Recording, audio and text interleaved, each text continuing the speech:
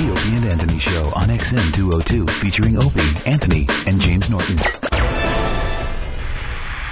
daylight breaks, creeping through the shadows, an unstoppable force lays in wait, ready to strike.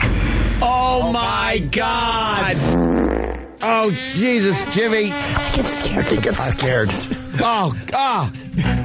Holy mother of God. Oh, boy. Please don't. God damn. What? Oh, it stinks so bad. Oh, my God. This is killing me. You're killing me. Uh-oh. Just fart so we can start the bit. Oh, my God.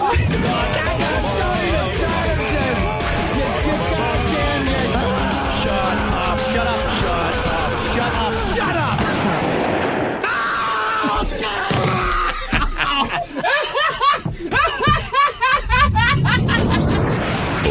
I'm stumped because I'm a shapely European blonde. Anthony. Jesus, we are just whores. James Norton. Look at this face. How do you not love it and want to kiss it? You rock. Sex Bagel here on the radio with you. Sex Bagel. It's the Opie and Anthony Show. And Sex Bagel gets hit with poker chips. But enough of this palaver.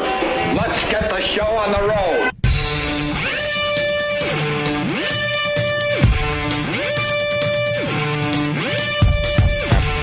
Ba ba ba ba ba.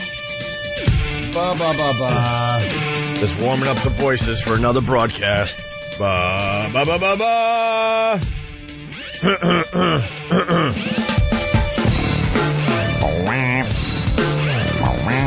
You want to wake anyone up this morning? Nah, let him sleep in. Yeah? Just let everyone sleep in. We pick like a group of people to wake up. We've woken up the MILFs. We've woken up the Serial killers. potential serial killers. Because you never know who's listening. You know, you're just talking to people, and they could be doing horrible things. Like, Why don't you wake up Rich Voss? hey, wake up, Rich. He'll be here tomorrow. Yeah. Can't wait for that show. Hey. Good morning. Welcome to the Opie and Anthony Show. We got a question right off the bat. Oh, my God. Too Question early. time. Too early for questions. That's what I say. Paul in New York, what's up? Hey, what's going on, guys? Hey. I was wondering, the Vegas show, did tickets go on sale 1 p.m. their time today or 1 p.m. our time? Well, isn't it all our time, Mr. Hand? Well, you're talking about the O&A Traveling Virus Comedy Tour hitting Vegas April 14th. And then we're going to announce the rest of the dates while we're out there. We're going to do a little press conference. Before sweeping the country. Why aren't you on the first show, Bill Burr? I'm working. Oh, damn okay. it. Vegas. Good answer. I was hoping, because I don't want to do it this year. Because screw you and your fans. You really wanted to start this show with some No, controversy, not didn't at you? all. No, Bill, stop. I'm just... No, I'd never do that. No, Just for good radio, I would never try to... April, no, actually, I want you on the show. We have a really good lineup. We have Jim Norton, Joe Rogan, Louis C.K., Frank Caliendo, Bob Kelly, Rich Voss, Otto and George, Ralphie May, and maybe one more comic. More to come. That's like Are you canceling a date? The end of Gilligan's Island. Yeah. Or the beginning. And the rest. Yeah. And How awful is your agent when you're a series regular and you can't even get your name announced in the opening song? When the whole song is introducing everyone by name. Yeah. And then you're just, and the rest. And the rest. We're done with this stupid song. Let me get this info out. So it's April 14th, the Joint Hard Rock Hotel and Casino. And pre-sale is 1 p.m. Vegas time, Paul. All right, so that's... One. Carried it to 4 o'clock our time? 4 o'clock New York time, yes. Sweet. Yes. Thanks for letting me be the first setup caller. Drunkest. Set up caller. Set up caller? You called, and actually we do need to get this info out. So you can go to extremeradio.com, the station we're on in Vegas. That would be XTREME radio.com. Let's say hi to Keith in Connecticut. Keith, what's going on? Hey, can we wake up mothers that are breastfeeding this morning? Yeah. Hey, that's not a bad one. All right, I'll talk to you later. Have a good day. Is that your fetish there, Keith? Yeah. Engorged moms. I'll talk to you later. Wait a minute. And you don't take a peek when you see that out there? No, I try to avert my eyesight from breastfeeding women.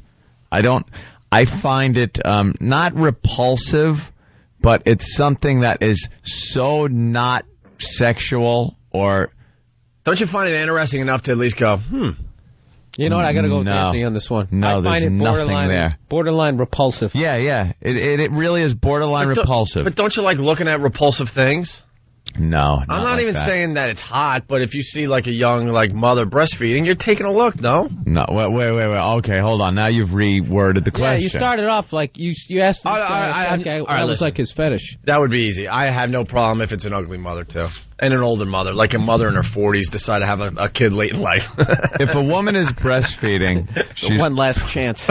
Yeah, the last chance pregnancy. Yeah, she's probably still got the baby fat on her and everything, and then the engorged feeding things. I gotta admit, I've never I understand the after part of birth where it's this beautiful baby, that is the miracle, but the whole, as a guy, you have to be in there. It's repulsive. It's freaky. It's disgusting, and I'm not I was telling my girl I'm not going to be in there, and she flipped out, and she's like, "Why not?" I go, "Because I'm not a doctor." Yeah, what I mean? business do I have in there? Yeah, if you get your appendix tell some out, jokes. Yeah, if you get your appendix out, would I be standing there holding your hand? Yeah, slicing you open. That's good. You know what I'm saying? I'll be why outside is it with a cigar, Fred McMurray, some old that's school guy. how you want, like Ricky Ricardo. Just out there, Fred, I'm a father. Hand out some cigars. You never see any of the nastiness. The afterbirth. That's why, when they sat there, that's a new thing where they talk about how guys, somehow end up having performance problems after, seeing a human being come out of the love canal there. Yeah. That, after a while you kind of hate, because you're not supposed to see it. No. So you want to just be in the hallway walking back and forth, pacing, sweating, and when the nurse comes out, you keep bugging her. She goes, "Not yet, sir." Yes. Something out of a 50s sitcom. Someone comes out of the room, his hand in the hot water. The doctor, Congratulations, it's a boy. Have a lucky. She comes out of the room and you're like, "Any news yet?" All panicky. I think that's more than enough. Yeah, absolutely. I don't think I'm not trying to be a dick here. I really don't. I don't think honestly. I think a lot of people would agree with you. But then there's some of the husbands out there and boyfriends saying, "No, it's kind of cool to be there when that's happening." Let me tell you something. But I think there's also a lot of people that think just like you. None of them want to be in there. You think? I don't think any of them really want to be in there. I think they're talked into it, and then they have to rationalize that it was good. When they talk, wasn't that, the wife and mother is there, wasn't that just so beautiful? Wasn't it? And, oh, yes, honey, it's great. I got to cut the umbilical cord. And going back to your appendix thing. Disgusting. The doctor doesn't hand you a scalpel and go, "You want to take a slice?" Oh, yeah. Okay, what do I cut, saw Doc? off that last little bit? Yeah, all right. Is that tube over there? It's just a pair of scissors. You just snip. So you feel part of it. Thinking doctors joke around and go, "No, not that one." I'm kidding. It's fine. You cut the right thing. Are we waking up the mothers then? Yeah, breastfeeding mothers. Today it's breastfeeding mothers. Stay in your house and do it. Well, we got to give the visual, what's going on as she's waking up. Well, she's been up a while. Baby's been crying, a little colicky. Colicky. And there's some engorging going on. Yeah, engorging. There's some tightness. She's got a little relief that needs to be had. A little light on, but it's dim because it's still dark out, and you don't want to wake up baby too much and upset him with the bright light. So she's just kind of sitting there in the kitchen, maybe downstairs. She's got a little maybe pot of coffee or something going, and she's holding her little one up against her bosom, and he's getting some nutrition. So mom's up, kid's up. Yeah. And the husband's upstairs. No good husband's just coming home from an all-night drunk. Yeah, what the are you doing? What the? And what is she wearing? An oversized T-shirt? No, it was that nightgown thing. Kind of a nightgown thingy, and she's got it pulled aside. A very soft, cottony nightgown. Something like that. With a little floral pattern. Yeah. I think it's a bad 80s group tour shirt from some horrific reunion tour that a loser husband wanted to go to. She's just got it pulled down. A Helix concert T-shirt. Helix. Let's go to John in Hicksville. Wow, this got the phones going. John, what's up? Yeah, I was in there for 2 childbirths, the worst. Really? And in the beginning, the doctors have to check how many meters she's dilated, and they shove his whole arm up there, and you're having a heart attack. You're like, what the hell are you doing? Yeah, Let me see, ask you why this, does a guy like, want to see that? What did you, like the first time you had intercourse with your wife afterwards, how did you block that out? I don't remember. I just did it. I'm not married anymore anyway. See? It's like, how do you get that out of your head, that image? Women don't realize, like, I want you to be in there for this beautiful experience. It's like, okay, but, you know, that other beautiful experience called sex, that's going to be shot. Yeah, guys are visually stimulated. That's why we're easily duped. It really is. That's why they always beat us, because we're visually stimulated. Yeah. You know, all you do is show a little bit of leg, a little bit of cleavage, a little makeup, and right, you're and good you to got go. it. We're going to do whatever you want us to do. And now that huge power you have over us, you're going to ruin. It's gone. By doing... boopies! Yeah. It's like Superman stepping in that little chamber with the green kryptonite light on. It just takes his power away, and he's getting beat up in a diner. Then all of a sudden it turns into like a Freddy Krueger movie. And you're just like, oh, my God. What happened here? Let's go to Chris in West Palm. Chris, what's up? Hey, what's going on? Hey. Hey, also, even when she's not breastfeeding, it's always leaking milk. And we just had a baby last month, the 12th of last month. So last night was the first time we had sex afterwards. Yeah. The only thing I could think about was yesterday when y'all were talking about fisting, man. Well, thank you, Chris, for many, many dumps today. They don't like that word. Yeah. We need an educated audience that understand how to talk. I think we might have been good up until that point. You think? Yeah, I think so. Chris, so effing, but that might not. Well, we know. No, see. Do you do a radio show somewhere? And maybe we could discuss this. Maybe we could go to a conference together. Chris, it says wife is breastfeeding. Thought it would be sexy, but it isn't. No, it's not. It's because it's always leaking that milk. Yeah, you can't have that. These damn women with their leaky breasts. When are they going to get their acts together? There's just something that happens to them, too. Like, that happens to the female bosom. I'm going to just say bosom today. Bosom. It gets all distorted. And there's color changes on various parts of it. When? That look like... It does. Certain areas get darker. When they're pregnant? Yeah. You've seen many pregnant boobs? Let me think. I've seen pictures. I've seen pictures in like magazine, Anthony. Porno mags. Yeah, porno. But you don't think this program has gotten its share of disgusting pornography? Remember those magazines? Blaming the program. Yeah, I think Anthony has some kind of weird fetish. And I don't even start that, dude. I would so be live somewhere. I would so be honest with you. Porno mags. You were describing it like you're a married father of 7. No. Let me tell you. That's some Irish guy just can't get off his wife. Well, I'm going. Wait, does he have a kid somewhere? How does he know this? No, let me tell you why. Also, remember the pregnant woman that came into our show and got completely naked because we wanted her to have her baby on our show. Yeah, so we made her run up and down the stairs and do things that induce labor. Yeah, jumping jacks. Yeah. Her, the same thing. When you looked at her breasts, they were very different. You could tell that she was pregnant just by looking at them.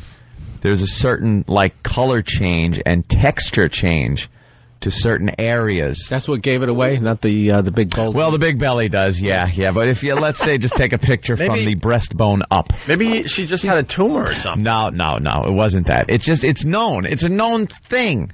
There it is. See, look.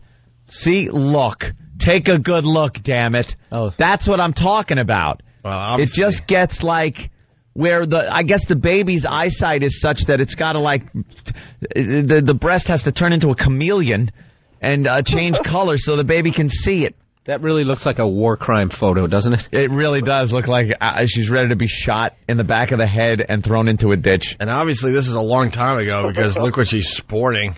This was back, oh my God, 5, 6 years ago. My God, man! A tribute to Gabe Kaplan. Well, she's 8 years ago. All right, hey, we got a weird call on the line here. Jeff in Delaware. Jeff, what's up? Hey, what's up, guys? Hey, Jeff. Hey, I got a little problem here. I don't know how to confront it. I was checking the history on the internet at my house, and My brother looks at some pretty weird stuff. I saw childbirth fetish, pregnant babies naked or whatnot, and I just don't want him to look at that, but I don't know how to confront him. How old is he? He's 22. Oh, God, I would understand if maybe he was like he's finished. 13 or 14, but he's 22 looking at childbirth photos? He's going to be a serial killer. You think so? Yeah. How many raincoats does he own? Excuse me? How many raincoats does he own? None, dude. I think he's a virgin. Yeah. That's kind of a weird thing to be into at that age, that's for sure. It's kind of weird. Wow, I don't know what to tell you. There's definitely, and let me go out on a limb by saying this. There's definitely some kind of mommy issue going on if you're sexually excited by pregnant women or anything having to do with the pregnancy. I think there's some kind of mommy issue where maybe you didn't get enough attention, you're looking for a motherly thing, and that's exciting you. I think you're just into horror films. or that. It's just... guys. All right, let's go to Brian in Wisconsin. Brian. Yeah. What's up, Brian? We hit a nerve this morning. The phones are never like this early. What's up, Brian? Just want to share the information about the C-section I stand in on my wife there.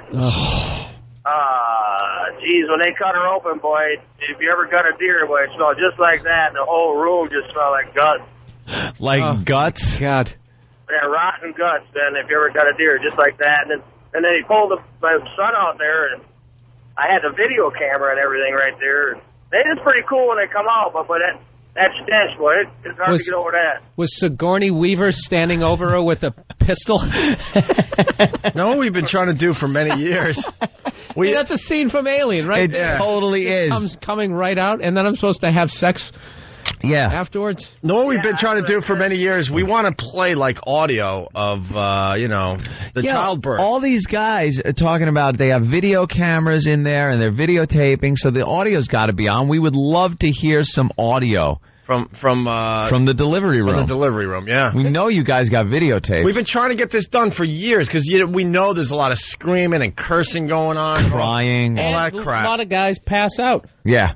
Passing out. A lot of guys see. I'm not used to that. It's like, why would you? It's like going into battle and watching your buddy get his abdomen blown open by a hand grenade. And not only that. You'd be like, oh, my God. And then going, oh, this is beautiful. This is the first time, too. Yeah, first time. You're not even a veteran of it. Yeah, somebody's got like 5 kids. It's like that Barnes guy in Platoon. Yeah. You want to know about childbirth? I'll tell you about childbirth. Take the pain. Take the pain.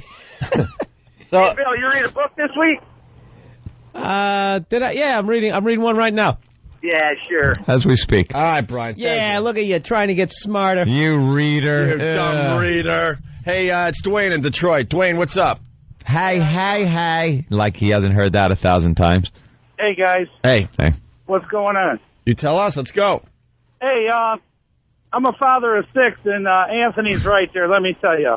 About the boobs changing? Yeah, yep. And I've been in there all 6 times and probably never wanted to be in there any of the times, but my first time 23 years ago, we were in a birthing center, and you're in there drinking beer and smoking cigarettes, so it wasn't too bad that way. Yeah, he's a seasoned vet now. How old is your oldest there? 23. So, after what kid did your wife lose her figure? It'd be after the 6th. She was fine up to the 6th birth? Yep, yeah. This guy just kept rolling the dice. Wow, really? Yeah, she had them all natural, too. Nothing, no C-sections or nothing. Wow. And you said the first kid you weren't even in the room for? No, we were in there. It was at a birthing center, and you could bring beer in. We had our own fridge. Man, we were in there. Bring beer in a card table, your friends. Wait, in the same room that she was giving birth in? Hey, you could have in the same room that she was giving birth in? What's that? In the same room that you were giving birth in, could you be drinking? Yes. All right, because I don't know what a birthing center is. I've never heard that term before, so I don't know if it's like you're in the room with her, or it's a lounge where you go while she's doing all the heavy lifting. He's playing Texas Hold'em on her belly. It's like a living room. You know, it's got a couch and had a bed in there, and TV. And she's just screaming? David Koresh. Jesus. That doesn't sound like a lot of that fun. Sounds like a cult. I was at the, It wasn't too bad. It was cheap. See, I didn't have insurance, man. Well, that's what you want. Bucks, cheap. $1,200. Yeah. All right. Is it even supervised, or is it just a hotel room? No, you had a. No, I was at the hospital. You had a nurses. Well, it's like a midwife. A midwife? What year is this? You just got to watch out for the bubonic plague. But and a guy comes around with a cart if you lose your loved one, and you throw him on the cart. A midwife. Yeah, that's well. It was like I said. Who would want to be a midwife? Do you ever see? I've been through the papers a lot, and I never see help wanted midwife. Sure. Where do you find these midwives? No, they're around. I know that job went the way of like the blacksmith. Yeah, the village smithy or the cooper. The good old cooper. The cooper. All right. Hey, you guys are great. I'm just going to tell you, my kid turned me on to you guys. He's in Chicago, and I work midnight, so I get to catch you every morning. Oh, how long have you been listening? Me? Yeah. Probably about 6 months now. Oh, wow. What do you like about the Opie and Anthony show? I like the new. I love that every time. Though? Don't you want the guy? I love that. It's the Opie and Anthony show. Hear what everyone else is talking about. O&A Uncut and Live, continuing the show on XM Satellite Radio starting at 9 a.m. Eastern. Visit xmradio.com to subscribe. It's the Opie and Anthony show. The virus is spreading. Opie and Anthony! Good morning. Thanks for checking us out today. It's the Opie and Anthony show. The phones are just lit right now. Our phone number, 1-866-313-FREE. Let's say hi to Chuck in Ohio. Chuck, what's going on today? Morning, boys. How you doing? Hey, all right, Chuck. I happen to be in the hospital room. My wife gave birth to our daughter, and there was a point during the birth that she totally quit being human. I mean, she just went animal on us. Ooh. If you saw that movie Total Recall, when they were laying out on the ground, that woman's face, that was my wife. Oh, dude, it was horrible, scary. I think what sucks about this, no one really tells you about this before you go in there for the first time. First timer. Because the movies make it look so romantic. Yeah. Wrong. And then you go in there and your wife turns into an animal like this guy is saying. She does the stereotypical little screaming and insulting the husband, and then the baby comes out. They wipe it off for 2 seconds, and then it's like cuddling, and you're bent over your wife and new baby, and you're smiling, and it's beautiful. In a nice little blankie. Yeah, it's in its little blankie. They don't tell you that your kid's head comes out and it's pointy and purple and it's a cone-headed kid with all kinds of mucus and other stuff coming out everywhere. And I'm not like trashing women. Obviously, you know. You can scream and yell and freak out. Obviously, I would think so. But I mean, do I have to be in there looking at that? Yeah, why look at it? Yeah. Isn't it enough that I have to pay child support for the rest of my life? You got to add that nightmare to it. That will never leave your mind. Let's go to Jay, Wisconsin. Jay, what's going on?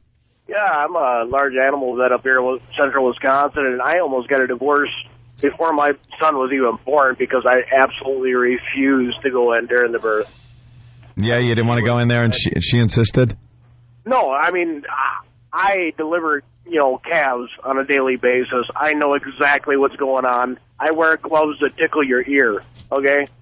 I'm not going to be in there and see that with my wife. No way. And it almost caused a divorce? Yeah, I mean, she was lit. She's, well, you don't care. You don't even want the kid. The thing about caring, it's like I care too much. You were just trying to save your sex life. Yeah, exactly. It's like, that's one of those things that no person should ever have to see. You should never have to see the insides of somebody you love. You know what I'm saying? I love words to live by, Lloyd. That's a great point, man. That's a great point right there. When did that start? Like as a kid, I know my dad wasn't in there. He was doing the Ricky Ricardo thing. Like Ricky Ricardo. He had the cigar thing. At what point was it the Oprah show? Which one of these horrific shows decided? Just put that in women's head that guys should be in there. They and should see the miracle of birth. They should share the moment.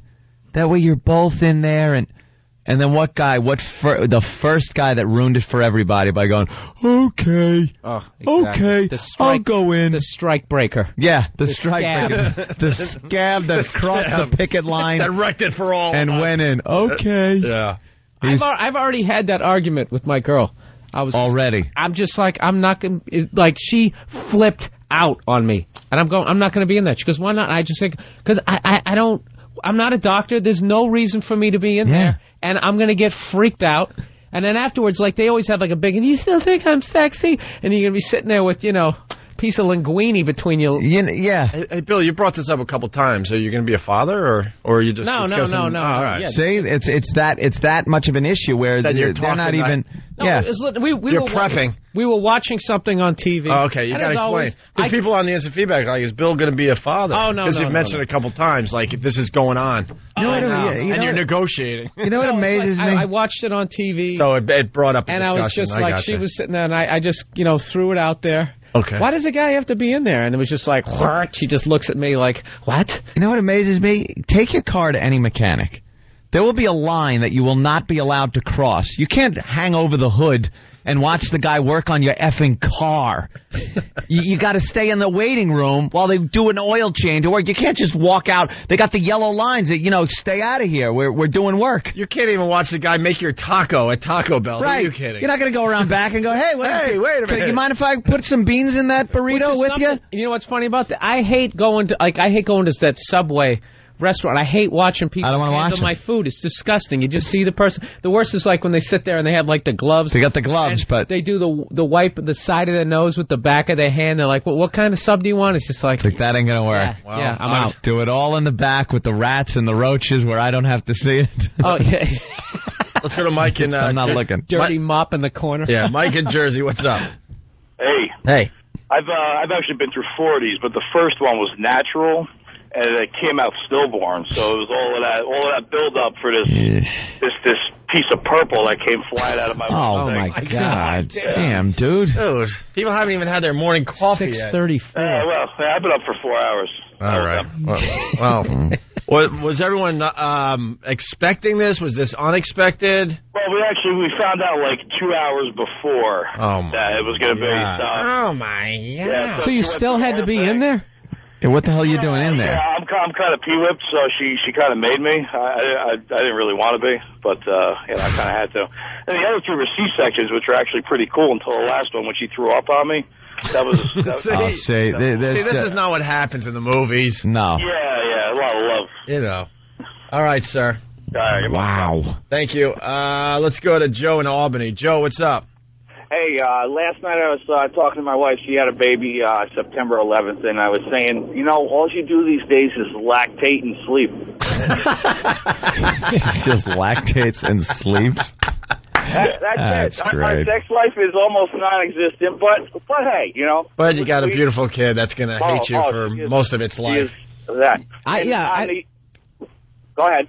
Sorry. I'm just saying, like, I don't have any problem with like that after part. You got the kid and everything. I'm not like that level of a jerk, but I'm just saying, like, that whole process, I don't want to be in there for that.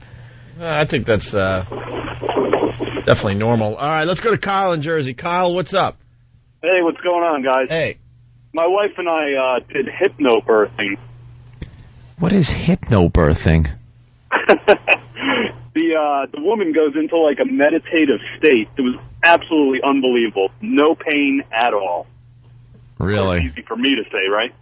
They hypnotize her and then she has a baby. Guy with a stopwatch, how did he hypnotize her? Well, that's the thing. Like hypnotizing, you don't get hypnotized. You do it to yourself. You put yourself into that state. Oh yeah. She was in labor for like 27 hours. No pain at all. 27 hours. Hey, Adam from Massachusetts. We're going really fast today. Thank you, Kyle. Adam on the instant feedback. It's like sausage. You don't want to know how it's made, but damn, is it good. Yeah, there's a lot of little things going on in sausage. Hey, here's something they don't show you in the movies. Jeff, go ahead. Hey. When my wife was giving labor to my daughter, I don't know if you guys know it or not, but when the woman gives labor, she normally craps on the table. a little bit came out, and I was kind of, holy shit. And I was like, oh boy, all over the place. Now you're just... Al, don't worry, Al. That wasn't even the worst part. The worst part was afterwards when she gave birth to the placenta. That was a murder scene. That was all over. It came right out, slid right out, all over, blood everywhere.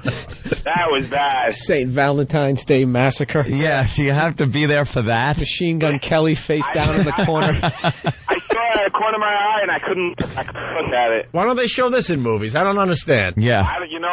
Yeah, I don't know either. But all right, thank you, sir. You guys. Thanks. Well, yeah, because then they have to deliver that. Yeah. Like the baby comes out, and in the movies, like you said, they always show it. It's very romantic, and this.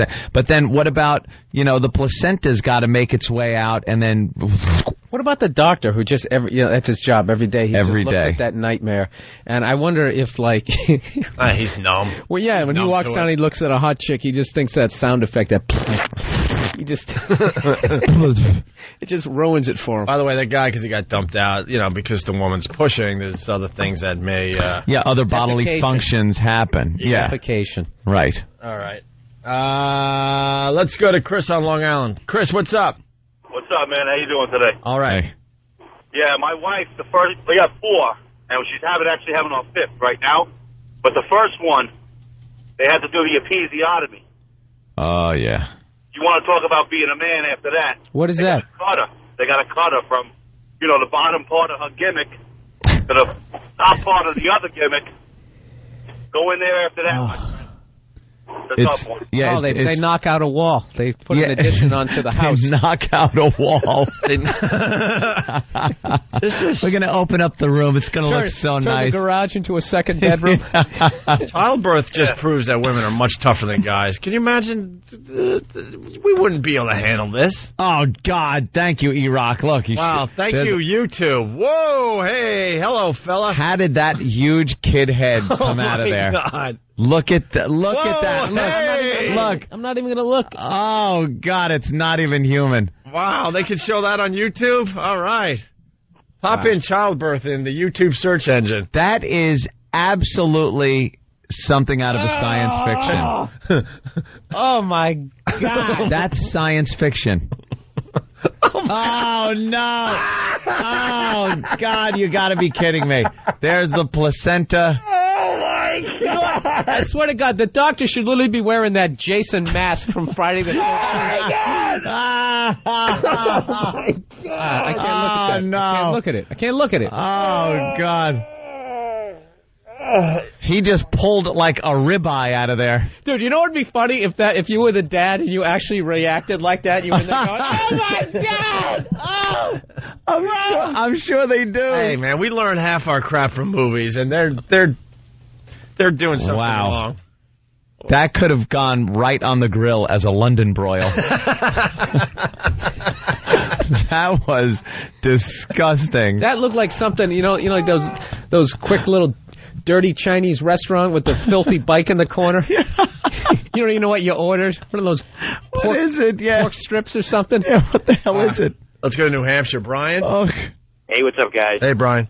I went through 3 unnatural childbirths with my wife, and the visual part isn't that bad, but the smell is something you'll never get used to. It's unbelievable. See, I've never heard of this part of it, but now guys are chiming in saying that you get this smell. And I would think, internal organs and stuff, you're going to smell it. Yeah, it's not pretty inside. And do you hear the whole monotone death of all emotions that this guy has? I'm a beaten man. Yeah. It's wrong. It's wrong in every level. All kinds of liquids and solids come out, and you wouldn't believe what they smell like. Ugh. That smell. Oh, thank you, sir. God, people are loving this subject. Tony in New York, what's up? What's up, boys? Hey. What's up, Tony? The same thing with episiotomy, the caller that called in before. Yeah, just try to be careful. So far, we're doing a really good job with this today. I've been on hold for a while. It's the same thing. They cut it. Yeah. And then, they take out the wall. Let's just put it that was perfect, Bill. It's about the wall, and if there's an old joke where the guy says, throw an extra stitch in for me to tighten it up a little bit. But, But the guy called before about hypnotizing. After you have a few kids, maybe they can hypnotize your wife to love your hog again. Punch it out, boys. All right, let's go to Jared in Boston. Almost done here. Jared, what's up? Hello. My wife, second time around, she had a C-section. My daughter was screaming before she was all the way out. It looked like a scene out of Aliens. It was hysterical. Oh, man. The little thing screaming. And then it ran across the table. Your wife has that starfish thing sitting on her face. Hey, let's go to Chris. Not one woman calling today. I know. I wish some woman would call in and justify why. No, they're staying away. I think the women are sitting back giggling pretty good right now. Chris, what's going on? Hey, that meditation state is morphine. Anyway. Morphine? Yeah. Our third kid came out 10 pounds, 10.5 inches, 28.5 pounds. After that monster came out of that. Wait, your kid, hold on. Your kid was 28 pounds? The record's like 15. He was 28 pounds.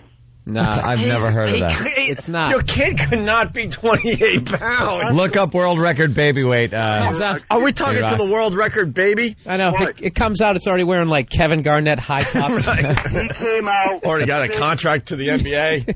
He came out like he was 6 months old. 28 pounds.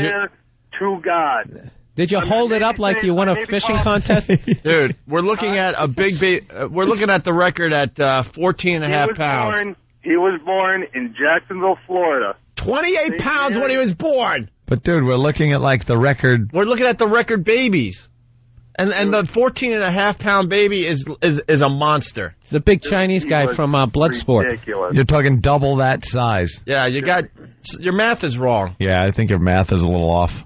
All right, boys. I understand it was a big baby, but 28 pounds is safe to say impossible. Yeah, did she have triplets? Huh? Did she have triplets? Yeah, then I could joined say. at the head, then I guess technically they were 28 pounds. Coming out like sausage links. All right, boys. All right, man. The worst part was when the midwife came over. Yeah. And she pulls the boy out. They get him over on the table, and she goes to put the basket down to catch the placenta. She put the basket in the wrong spot. Hits the ground. God-awful smell. God-awful sound. Wait. I almost lost. Wait, there's catching involved? Yeah, they've got to catch the placenta down at the bottom of the bed. Does everyone put on, like, catchers masks and stuff? I'm just picturing something that looks like a liver. All right. Yeah, exactly. It's like, here's your liver. Walk. Well, we got a girl. She's brave enough to call. Oh, good. Sarah in Boston. Sarah. Hey, boys. Hey. Hi, Sarah. You guys were talking about midwives? Yeah. A midwife is not something that's old. The midwives still exist today. I said it sounds like something out of the Dark Ages. Right, Midwife. Do you think a guy should be in the birthing room? Damn right. Why? They don't make it. Because they don't make it. So what? We didn't create women that you guys have to go through that. You should be mad at God. Don't be mad at me. Yeah, You wanted it too, man. But see, I think the guy's motive is that they're trying to, save the sexiness and save the sex life. Yeah, believe me, it's for you. It's for both. If we have to go through it, you should have to be there. Why? Oh, God. Do you see what I'm saying? Like, women's whole focus in life is to make us have less fun. Yeah, we have to be miserable because we have to go through this, so should you. Because God made you that way that I have to stand there too. Yeah. That's right. Whose idea was it to have the kid?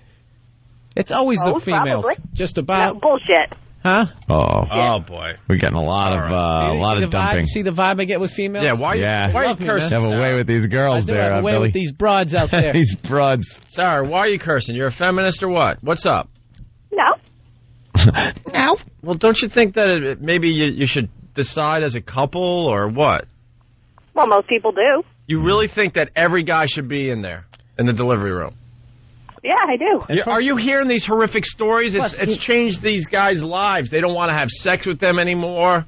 They don't find them sexy. And to be honest, it's not a joint decision. It's a demand that you're going to make, and that's why the guy goes in there. No, I guess there's guys out there that want to see it. I guess there are people, but it's got to be a minority, which is fine. Yeah. But like, I don't understand why if you don't want to be in there as a guy, it's like I don't want to see a small human. The problem is you can't really love canal. The problem is you really can't negotiate. No. Well, you really can't. No. Good negotiating is when you get two things going at each other. Yeah, and then you make a decision based on that. Yeah, somebody's not screaming BS at you. Right. Yeah. Sounding like the Israelis and Palestinians. I have to go through this. And she's pregnant, and the emotions are running, and you're just going to go, okay, I'll be in there. Thank you, Sarah. Yeah, isn't it enough that I'm paying for the whole hospital bill?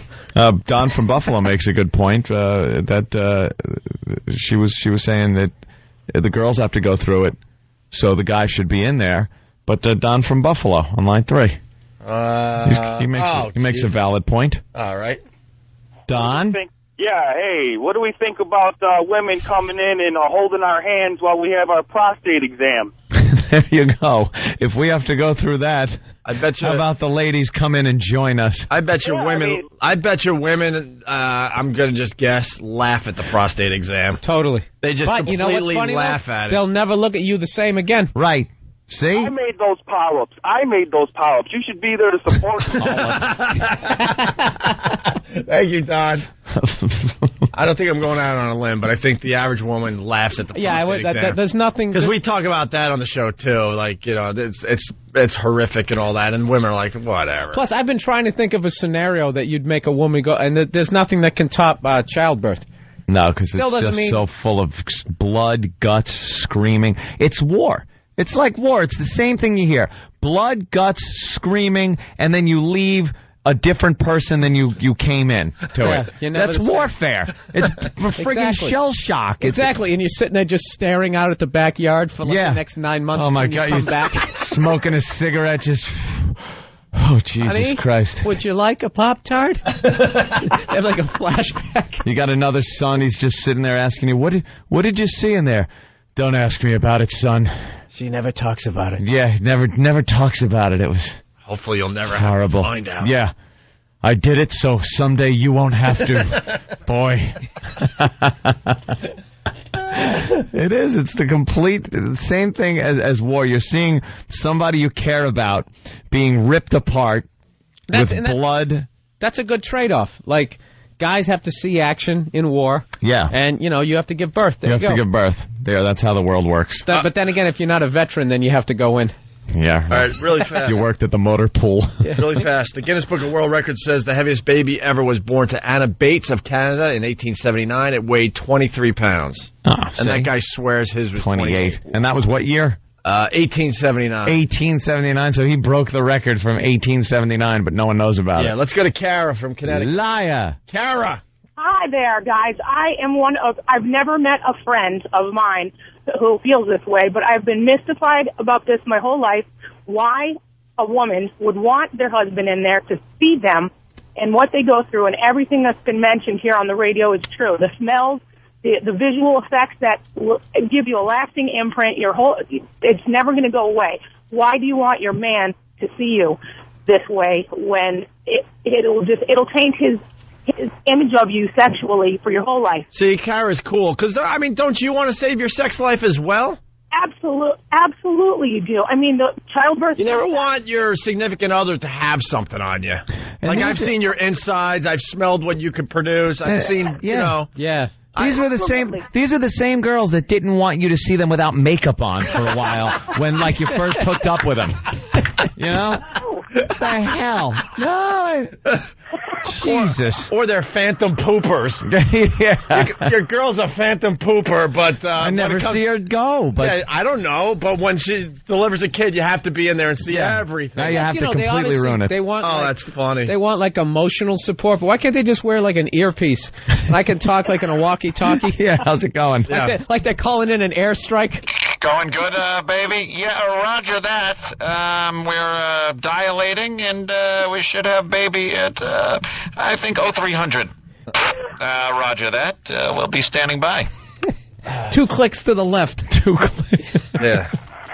I'm a married female, and I have 2 kids now, but my brother told me years ago, which I didn't need to be told anyway, that no matter what a guy tells you, it's not going to go away. They're going to see this in their mind, and it's going to be in the background. It doesn't mean it changes his feelings for you. It doesn't mean that you can't have a physical relationship, but it's always there, and it's somehow his vision of you sexually changes. What, Post-traumatic That stress. explains that numbed look on a married guy's face as they're walking through the mall, you know? Oh, that He's so look. excited.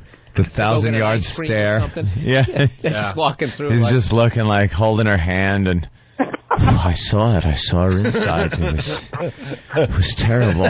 There was stuff coming out of everywhere. It was. He passes by Victoria's Secrets and just goes, no need to go in there. Right. There's no need to even go in there. He gags when he sees a thong. Oh, he passes by a pea pod, one of those maternity places, and just starts shaking. That's what she was wearing. Oh, Jesus Christ, help me. All right, crotchless panties. He pictures a head coming through him. Hey, Kara, thank you so much. Oh, you're welcome. I'm with you guys. God bless Kara.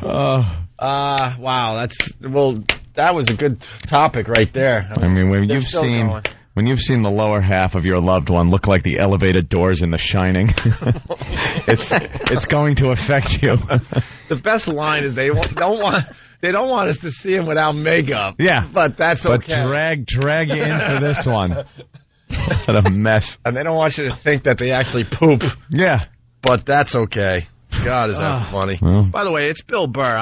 Yeah, of course. All right, maybe the new listeners don't know. Bill Burr in studio today. You promoting anything, Bill? Yes, I'm at Caroline's next week in New York City, March 22nd through the 25th. Times Square, crossroads of the world. Oh, yeah. Yes, exactly. The most important place ever. There's a big M&M store competing against the Hershey Kiss store at the crossroads of the world. I saw that, yeah. They're across the street from each other. It's like, that's hysterical. Gotta admit, I love M&Ms, but I'll just go to a deli.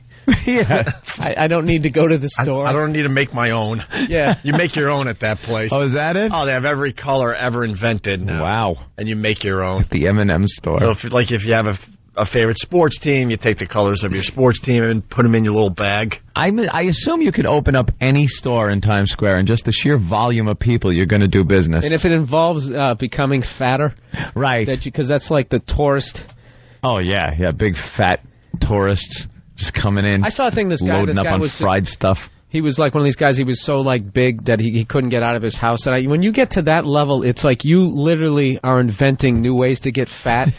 Like they combine stuff. Yeah, you can't just eat what's out there. You have to experiment. Yeah, like a you're scientist. melting ice cream and then putting like almond joys in it. That's what that Stone Cold, the Cold Stone Creamery, whatever it is. I went in there one time. It was the most disgusting thing. It's like, do you want some chocolate chips? And then I go, yeah, okay. And the dude literally takes like a whole bag. It was like eating grape nuts in ice cream with like a whole bag of sugar. It was too much. I don't need that. Yeah. It's hoping for like a sprinkling. Yeah, exactly. Just a little taste. It's like how they don't know how to make pizza now. It was always supposed to be like the tomato sauce and then the cheese adds the flavor and then like, what is it, Pizza Hut, a Domino's? They've gone insane with it. Yeah. Like, you put cheese in the Meat Lovers cheese crust pizza it's just loaded. It's like 8 inches of pizza. You just want cheese. I like within the regular crust, on the crust, on the bottom of the crust, sauce and some cheese on there. Take it down a few. All right, pizza was fine. No one was complaining. Pizza sucks. Yeah, why did you have to make pizza better? It was fine. The original recipe was just fine. I want my bowels to lock after. It just shows you that we're just never satisfied as humans. How do you sit there and go, we got to make pizza us better? We figured a way to inject cheese into that rolled part of the crust. Right. We finally figured out. Our scientists worked years. Because you hit the saturation point. And if you don't figure out a new way to hook it up, you're going to go the way of like rollerblades. Like remember rollerblades? They were like $180 at like the height of them. Right. Everybody had them. Then all of a sudden everybody just had them. You're not going to keep buying more, and then they just, all of a sudden, they're like $30 at like MVP Sports. Yeah, so you have to kick it up by putting cheese in the crust and stacking meat on it. All right, listen, we got to take a break. It's the Opie and Anthony Show. It's the Opie and Anthony Show. The Opie and Anthony virus.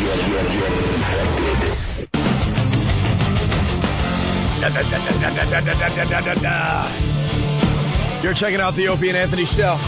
Hey, let's not forget about MacBook Karaoke. It's coming soon to the Opie and Anthony Show.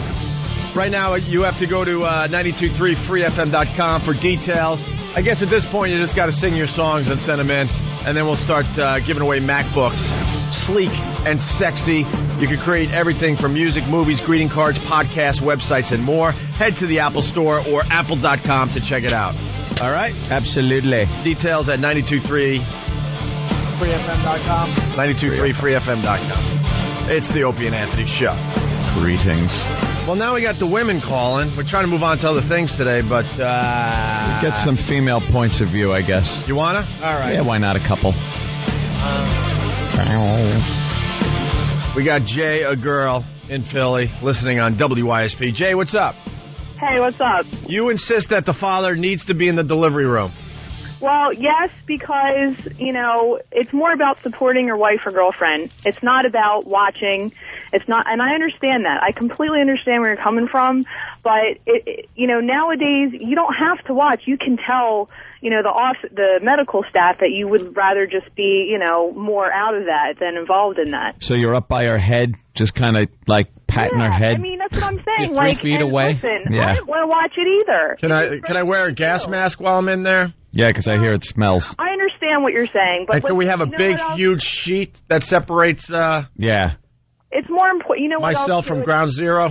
I know what you're saying, and I understand, but, and as far as the sex thing goes, it's up to the woman to, make things right afterwards. We have better sex now than we did before I ever had a baby. But you know what? I learned a lot today. I mean, about the smells and other stuff that comes popping out That of I didn't even think of. from other places on the woman, and then you're seeing the inside of your loved one. I don't know. I think that somehow affects you, like going to war, like Anthony said. Yep. I know, I understand how it can affect it, but I've made my husband forget. That's the way I feel.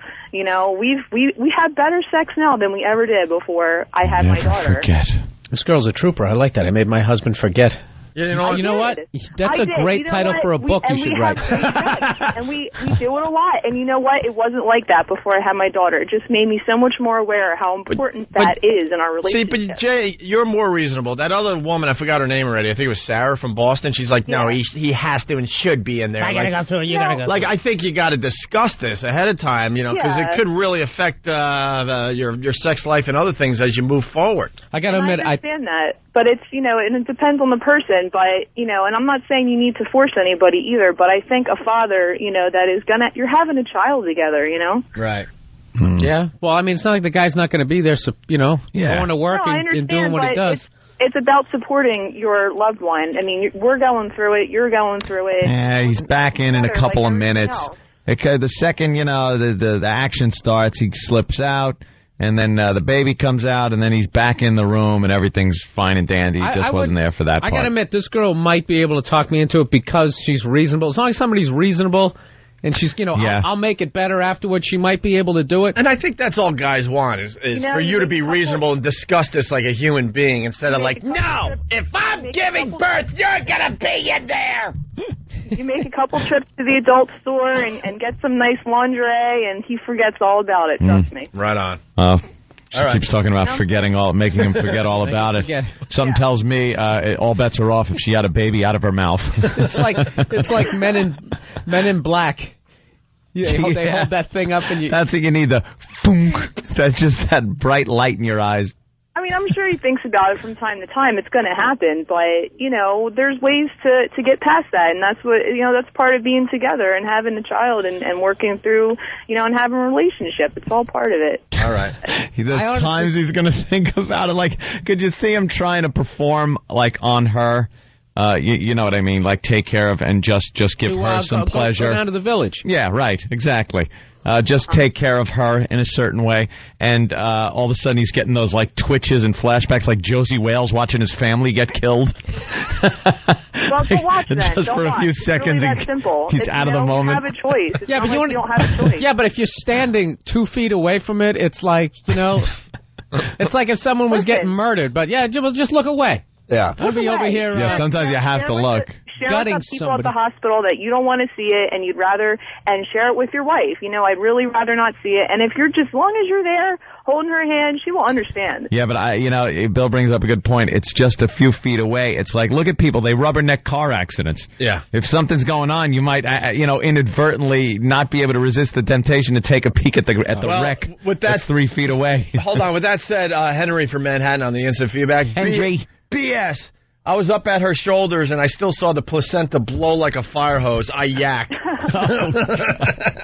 Listen, it's disgusting. It's absolutely disgusting. You know what happens, and I understand that. I'm not disputing that, but all I'm saying is it's so much more important, I think, just to be there and. I think women should have to give birth in the middle of a car wash. Oh, so everything's nice and squeaky clean? No, I got just blasting all sorts of air and suds and water. And there's those air fresheners hanging around. There's those strips of foam that go back and forth on her. Wipe her Your off. woman's going to resent you for not being there. As soon as she starts dilating, man, start up the car wash. Well, just keep cleaning and buffing and a couple of Mexicans with a vacuum. Right. She just said a woman will resent you if you're not there. What about the fact that the guy's going to go to work, earn money, and support the baby? Doesn't that count for anything? I went to work 2 months after I had my daughter, and I worked right up until the week that I had her. Jeez. Okay. What'd your husband do? I Nothing? mean, you guys, yeah, but it's not our fault. God made you do this, and then breastfeed and all that stuff. And on that topic, I never did that all. No, I like her actually. I do like her. And every woman now is working, so you all don't right, even we bring that get up it. Like that's all right, and it's. Oh my God! That's what see what I'm saying. All right, now I don't like her. All right. We get you, Helen Reddy. Jesus, Jay. Clara I'm just telling you like it is, guys. That's all. You sang one song too many off the new album. Yeah, but this is the thing. This is the thing, though. What about you went too far? If we get a divorce, I mean, I'm going to be sleeping on a futon for the rest of my life because of that kid, and you're going to be still in the house. What about that? Well, yeah. I have a stepson. I know what it's like to have to deal with the mom, and that's All just life, you know? She knows everything. That's just life that was not a good point. You got every situation. Yeah, I can't imagine that where you have like some connection to your ex and you have to deal with that for the rest of your life. Ugh. Another nightmare. Awful. All right, Jay, thank you. Thank you so much. Guys. Well, take care. John sold it. John Hughes is just bored. Oh, John Hughes in Vancouver, just bored. Why would your cousin from God. Canada be here Please bored? make this the last caller. This childbirth bit is boring as hell. Really. I've never seen the phones ring harder. Go out and have sex with a moose, you Canuck. Not that I don't love all the rest of our Canadian listeners. Hi, Canada. Our neighbors to the north. You know, I bet most of them have never even seen a moose. Yeah, I Some know. of those stereotypes. Some of those stereotypes. A moose. Heather in Pennsylvania, what's up? Hey guys, I was trying to email you this morning, but your inbox is full. Listen, my husband... Oh, can I tell you something? We have inboxes, I guess, email accounts on opieandanthony.com. I could honestly tell you I haven't checked that in 2.5 years. Yeah. It's been years. It's been years. I don't even know why it's still up there. I tried. It's been the mailbox has been full for years, and the problem was I used to answer all my email. Yep. I used to really love doing that. But the spam just completely took over. And don't talk about spam filters. They don't work on this. No, it just destroyed that email account. We got to get new ones and maybe start interacting a little more with you guys. But go ahead, Heather. I wanted to let you guys know, I know all those women out there want their husbands in the birthing room with them. God bless their hearts. But men are just generally wusses. Give them an out, ladies. They don't want to be there. And no, you don't have to be resentful after the fact. I had 2 kids with my mother in the room. My mother, God bless her heart, thought to ask the doctor for an extra stitch when they sewed me back up. So that my husband didn't have to. You think that's hack for the doctors at this point? Like, yeah, but I don't not think the stitch not joke. the stitch joke. I don't think you're being a wuss because you don't want to see a human come out of your woman. It's more like it's a sex thing, sweetie. I didn't want to look. My mom said, "Look, here comes his head." I went, Well, did you listen to what my point was? Does anybody listen anymore? You said that guys are wusses because they don't want to go in there. That's not what I'm saying. I'm just talking visually, sexually. I don't want to be in there because I don't want to watch that alien coming out of you. Guys go to war. Right on. How could that be, a wuss? And to tell you the truth, a mouse runs across the floor. You guys are up on the fridge. I got to go kill it. I wouldn't mind watching that like from one of those little observation things in an operation room if it was someone I had no idea who they were. Right. Just as the freak show factor of watching an actual alien pop out of a human being. Here's the deal. But if somebody you care about like that, no. That part of the woman is like nirvana. You look at it and you think, this part could do no wrong. This is the only thing in my life that does no wrong. I get just a wonderful feeling every single time, and then you ruin it by going and watching some massive thing, come out of it. Though. The sex is better after. It is better. That's such a general Keep telling statement. yourself. Yeah, they're right. Because did you do this survey? Yeah. This is what you want. You want it to be that. All right. No, it is. It feels different. It is better.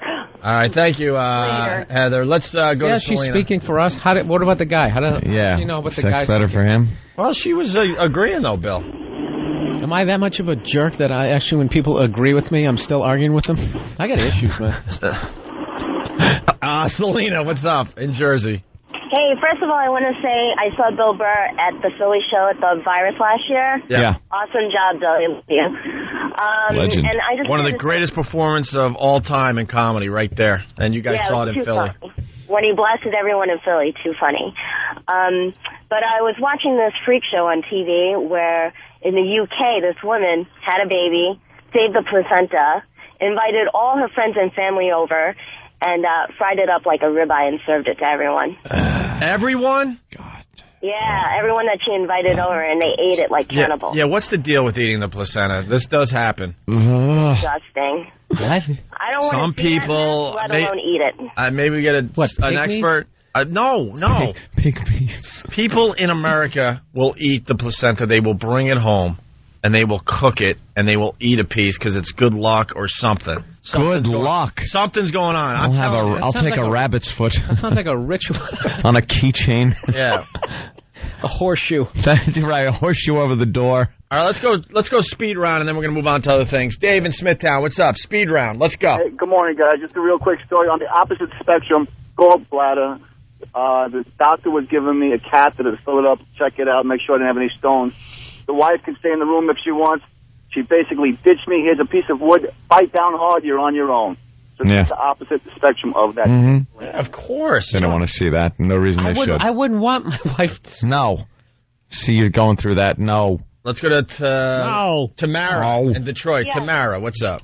Hi, I just started listening to you guys last week. You're absolutely hilarious. No one cares. Dude, Tamara. I know you don't, but I do. No, we actually care a lot, to be honest with you. Yeah. That's the funny part about that bit. Go ahead, Tamara. I just wanted to say, don't go in there. My husband was in there. I tore in 3 different spots. He did not want to have sex with me for like 4 months. You tore? One in my lip, one all the way down from there to my butthole. And she split her in taint. another spot, and it hurt bad. He did not want to touch me for months. It was absolutely horrible. Stay out and just enjoy your child after. It's like a concussion wound she got, like blast wounds. I mean, mind you, our sex life is fine now, but don't go in. All right, thank you. Hey, we got Richard, sex after birth sucks, and then we got Tammy in Jersey, sex is way better after birth. So opposite points of view on the phone at the same time. What's up, Tammy? Hi, how you doing, guys? Good. You're on with Richard from Florida. He says sex after birth sucks. You say it's way better. I'll tell you why. It's better for my husband because he came in the room while I had a C-section, and I know he saw way more than he ever wanted to, and I've spent the last year and a half trying to make it up for him, letting him do things that I never would have let him do. Childbirth. Hey, there you go. All right, see, she's got to make up for it by... There's an angle we didn't think of. I mean, honestly, he's gotten a lot of things that he never got prior to. Oh, we know what you mean by a lot of things. We know what you're talking about. We speak the language. That Zeppelin album, In Through the Outdoors. Yeah, that was a great album. And Richard. I don't know why you'd bring up music at the point like that, but it's a good album. Always been a fan. Yeah. Hey, Richard, sex is, it sucks after birth. Yeah, man, it's like throwing a hot dog down a hallway. That old gag. Wow. Okay, terrific.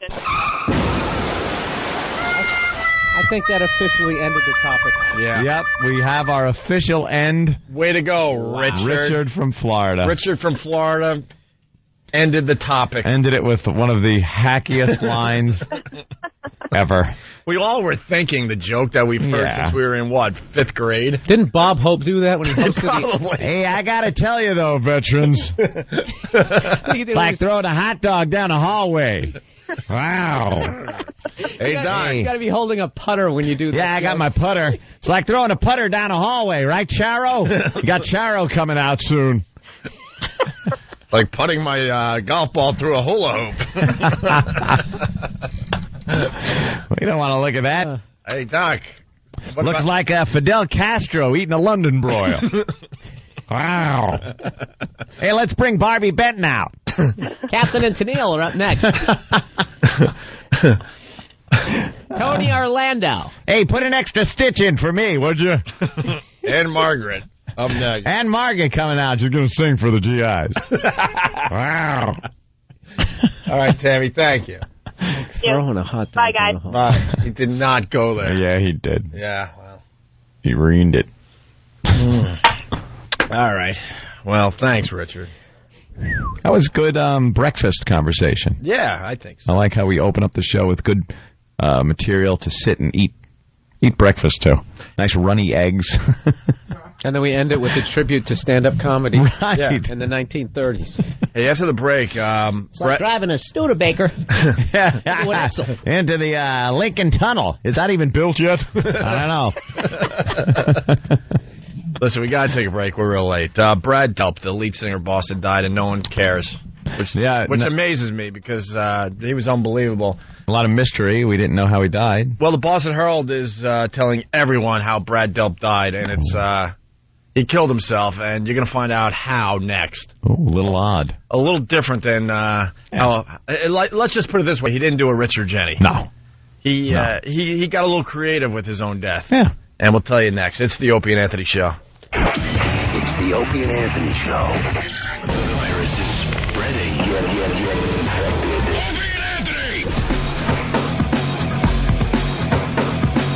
All right, moving on. With the Opie and Anthony Show. So Brad Delp, it turns out, committed suicide. Lead singer of Boston. We got to meet him a couple times over the years. He was such a great guy, a really nice, down-to-earth guy. Yeah, Had no real attitude. You see that recent picture of him, though? Yeah. Wow, that's a little odd. He looked a little different than when we saw him back A lot in the different. day. He looks like a homeless guy. Kind of looked like Aquaman. You know, Jethro Tull cover, Jesus. Oh, Aqualung, Jesus, yeah. I was like, Aquaman? What? I know. How could it be Aquaman? I know I'm saying it different ways, going, wait a minute, this still doesn't make sense to me. Yeah. Hey, it's early. Either that or he had kind of a Rob Zombie look to him. Yeah, he had a little Rob Zombie in him as well. Well, the Boston Herald is reporting that he committed suicide.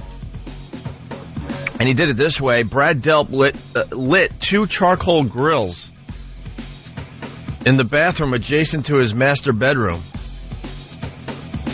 Okay. What a way to go. And committed suicide, you know. Carbon monoxide. Poisoning or whatever, right? Yeah. It's like running your car, you know, kind of a thing. What he did with barbecues. Charcoal grills. A couple of Webers in there. You have to roll them into your house? Yeah, you really got to think that out. It's like, yeah, let me get the lighter fluid. Oh, damn, the coals won't start. And then what, he just laid down in bed and closed all the doors and windows and just... Yeah, you wait for it to fill up with toxic gas, I guess. That is a little weird, right?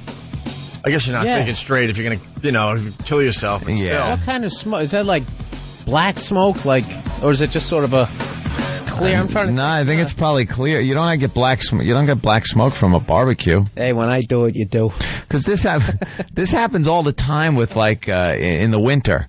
Usually see it some low-income housing project. Some idiot decides to keep his kids warm with a hibachi and brings it into the bedroom and closes the windows, and you know the family dies. Yeah, 'cause people don't understand that. You know, burning something is going to, give off gases and eat up the oxygen in the room.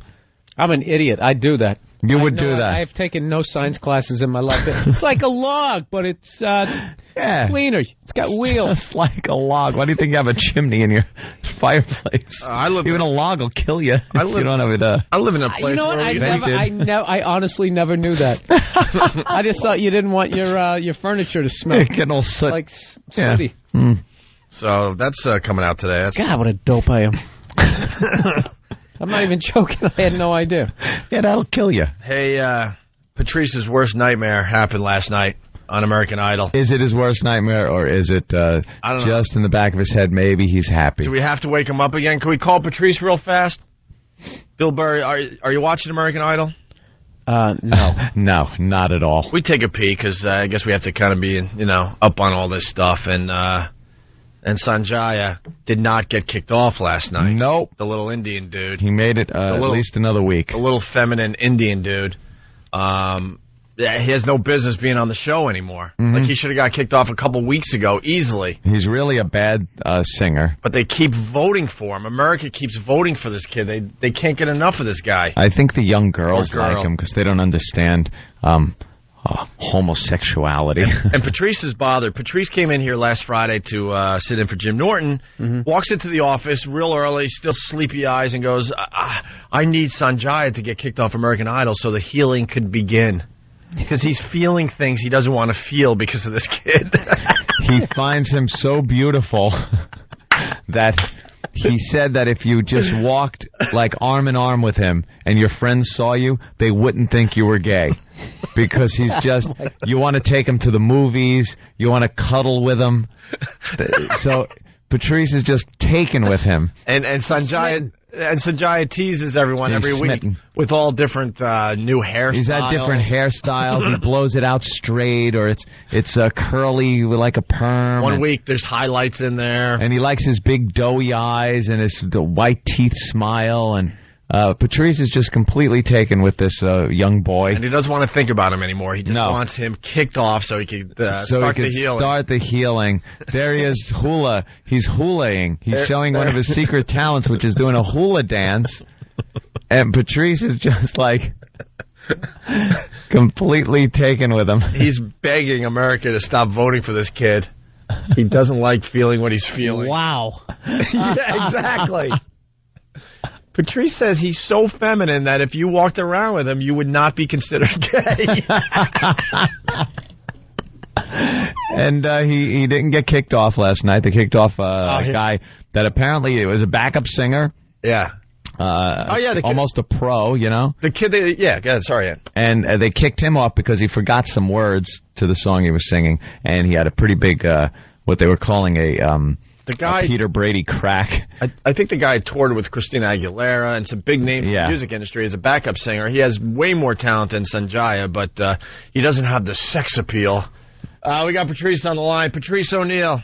Hey, what's up, man? Hey, Patrice. Well, how you feeling this morning now that Sanjaya is good for another week?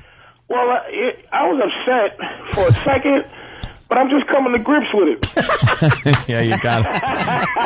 I mean, after a while, he's just going to melt your heart anyway. He's going to melt your heart, this kid, man. And, people, of course, you start saying this stuff. People send MySpace pictures. Yeah. And I look, and it's like, you go, oh, these ass, blah, blah, blah. But you look at him, and you go, he is as pretty as legend says he is. It's like he's legendarily pretty, and he's not going to get kicked off. I'm telling you, I'm sitting there, I'm shopping for birthday cakes for his 18th birthday. I'm going to find out when his birthday is. Yeah, because he's 17 years old. Yeah.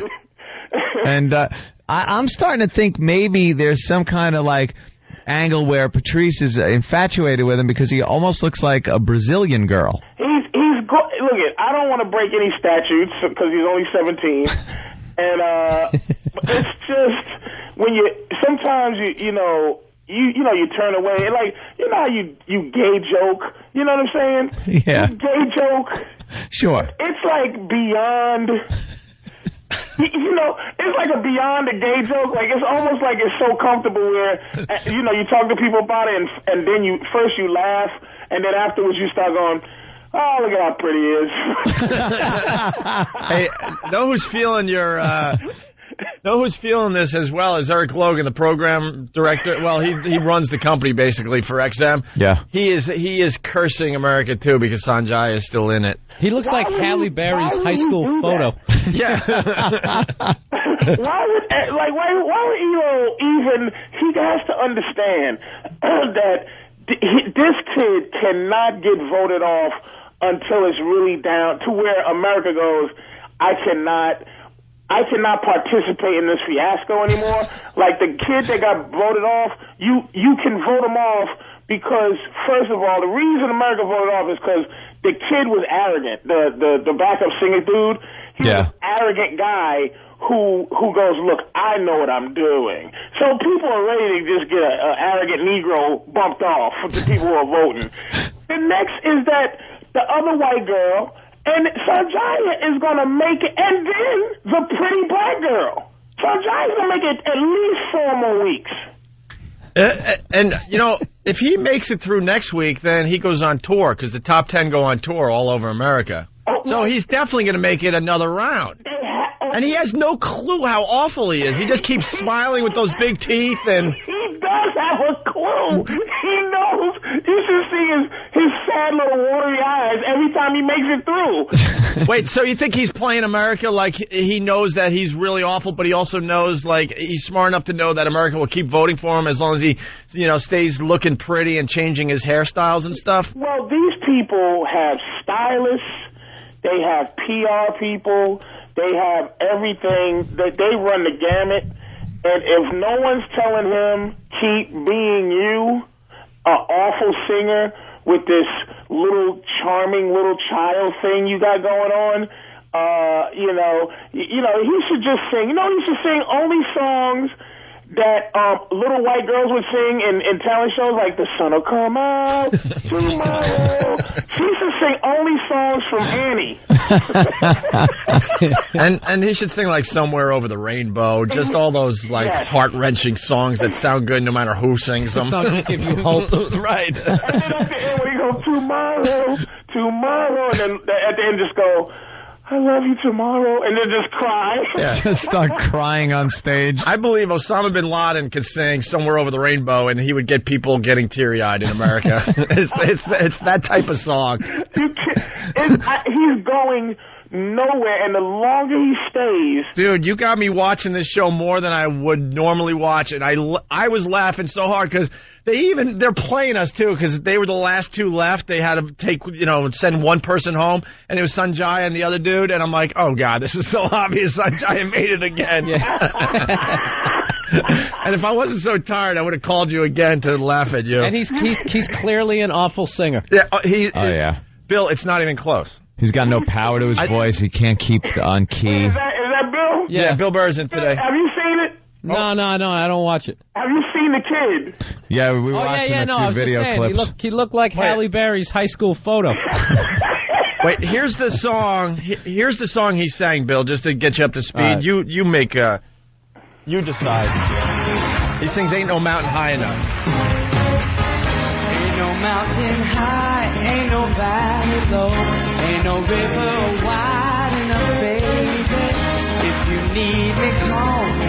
No matter where you are, no matter how far, just call my name. I'll be there in a hurry. You don't have to worry, 'cause baby, there ain't no mountain high. And the backup singers drown him out. He's got no power. His little lungs. That's all backup singer. No river wide enough to keep me from getting to you, baby. Whatever. That right there is why I never watched that show, because they sing the corniest songs. Awful. Like tie a yellow ribbon around the old oak tree. Just like, I can't watch this stuff. Well, one of the contestants decided to sing a Pearl Jam song, and America went, what? Get him out of here. And the judges didn't even really know the song. Like, how do you not know Pearl Jam and you're in the music industry? They did, like last year, they did something like Barry Manilow Week. Yeah. Where they had them all singing Barry Manilow songs. Yeah, because that's what America knows. One of the 8 facelifts. He did. One of the contestants sung a 311 song this year, and all the judges, all 3 of them did not know the song. And it was a huge hit on the radio. Yep. But, Patrice, there you go. Congratulations. Hey, look. Your fantasy gets to continue. Let me tell you something. First of all, before I hang up, please, do not try to make me the gay scapegoat. All of heterosexual America is in love with Sanjaya.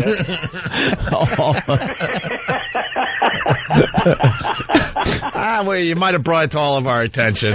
You can make me the Eric Logan can make me the scapegoat. You can, but you know, before you take your Tylenol PM, you pop it right after Sanjaya thing. You're making us all feel like it's okay. Like it's okay to have these feelings. We're looking at a picture of him right now. He's got a neck like a gazelle. It's not his fault he was born a boy. Look at Patrice. Jesus. All right, Patrice, thank you. Take it easy. Not that it matters now, but here's the announcement from last night. It's quick. Brandon and Sanjaya. Here we go with the results. After nearly 28 million votes, America has decided that Sanjaya, you are safe. Brandon leaves us tonight. You hear the audience gasp. Like, what the hell? Gasp. And then they start booing because they're like, stop already. This was fun for a couple weeks, but enough. You know when I last heard that gasp? It was when the towers fell.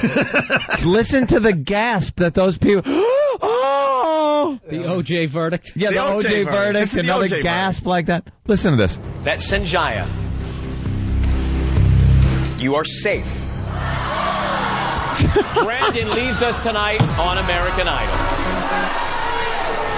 Sanjaya, you may have a seat. Congratulations, Sanjaya. Ladies and gentlemen, Brandon Rogers. You hear the boos in there? Yeah. How do you stand? You must feel like the biggest tool ever. That's what I'm... It's like, okay. Well, he just smiles real big with his teeth and his big eyes and just goes and sits down again. And I hate this show, but now I'm watching because of this Patrice angle. It's hilarious. And then the local news here in New York, Fox, they did a piece on Sanjaya. They did. On his hair or something. The song choice was acceptable, but the hairdo, a huge do not. Every week, the boy sports another curious quaff, making even Jessica Simpson's hairstyles look stagnant. Hey, then it came to me. Could this be Sanjaya's secret weapon? I think the hair might be a secret weapon. It makes him look very lovable, kind of like a cute little puppy, and he's just very sweet. So his hair definitely has some power. I'll tell you this much. I couldn't name another contestant on the show. Oh, of course not. Why would you want to? Actually, Melinda Doolittle, I know. Doolittle, because she got a wacky Dr. Doolittle name. That whole clip was just depressing. People actually talking about that and then talking to people in the streets, and they can what do you think? Intelligently talk about it, too. Like, yeah. Well, I think the hair thing is just blah, blah, blah. Yeah, that's making the difference, I think, in the voting. It's. Let's go to Mike in New Orleans. Mike? Hey, good morning, guys. How you doing? All right, Mike. How are you? Oh, just another day. My girlfriend has a theory, and I'm starting to believe her, and it's only a matter of time, I think, before all of America does it. This is your doing. I think Sanjaya is going to be calling your show saying, please, stop voting for me. We certainly have given him a lot of attention, almost from the get-go, as they like to say. The get-go. Sure. So who knows? But I'm pretty convinced that this is the pest doing. I would like to think that. I don't know. I think, a lot of Indians, there's a lot of Indian people voting for him. They kind of, I think the Indians and the gay are voting for him. Gay guys are voting for him. The little girls are voting for him that think he's cute. And I believe the construction workers, too. Yeah, construction workers. No, when you give your kid, if you give your daughter, like, a slutty name, she becomes a slut. And I think if you give a kid a sexually ambiguous name, like whatever the hell this guy's name is. Yeah, what does that mean? What does his name mean? Moccasins. Sanjaya. Yeah, that is a name that's kind of like, what? Suede. You wouldn't know that if you fill out a job application, you would look at the name and then you'd have to look at the sex and what's circled. I would think it would be a girl with one of those fake diamonds in between her eyes. Right, exactly. Sanjaya. Oh, that's a pretty name. We need a new secretary. Whoa. Hey. I can't hide you, then he starts huluing. All right. Yeah, all right. You're girl enough. The hula. More people vote for American Idol than vote for, the President of the United States. Yes. It's a sorry state of I found out what it means. You know what his name means? It means scrunchy. Scrunchy. There you go, Bill. Chris in Jersey, what's up? Hey, I come from a little town called Lodi. It used to be called, Lodi, lots of damn air. Sorry about that. Italians, now it's lots of damn Indians. And, the biggest production company out there right now is Bollywood. That's who's voting for him. It's all the Indians that are immigrating into the country. Bollywood? Bollywood. Is that what they call it? Yeah, they call it Yeah, Bollywood. it's Bollywood. It's kind of funny. Not Hollywood, it's Bollywood. Yeah, it's a big movement. Yeah. Well, I guess there goes our you. idle talk. Thanks, Chris. Thanks, Chris. You just ended our... I like that. We have a segment until a caller completely ruins it, and then we just move on. And then we regroup by doing this. Hear what everyone else is talking about. O&A Uncut and Live, continuing the show on XM Satellite Radio starting at 9 a.m. Eastern. Visit xmradio.com to subscribe. It's the Opie and Anthony Show. The virus is spreading. Get infected.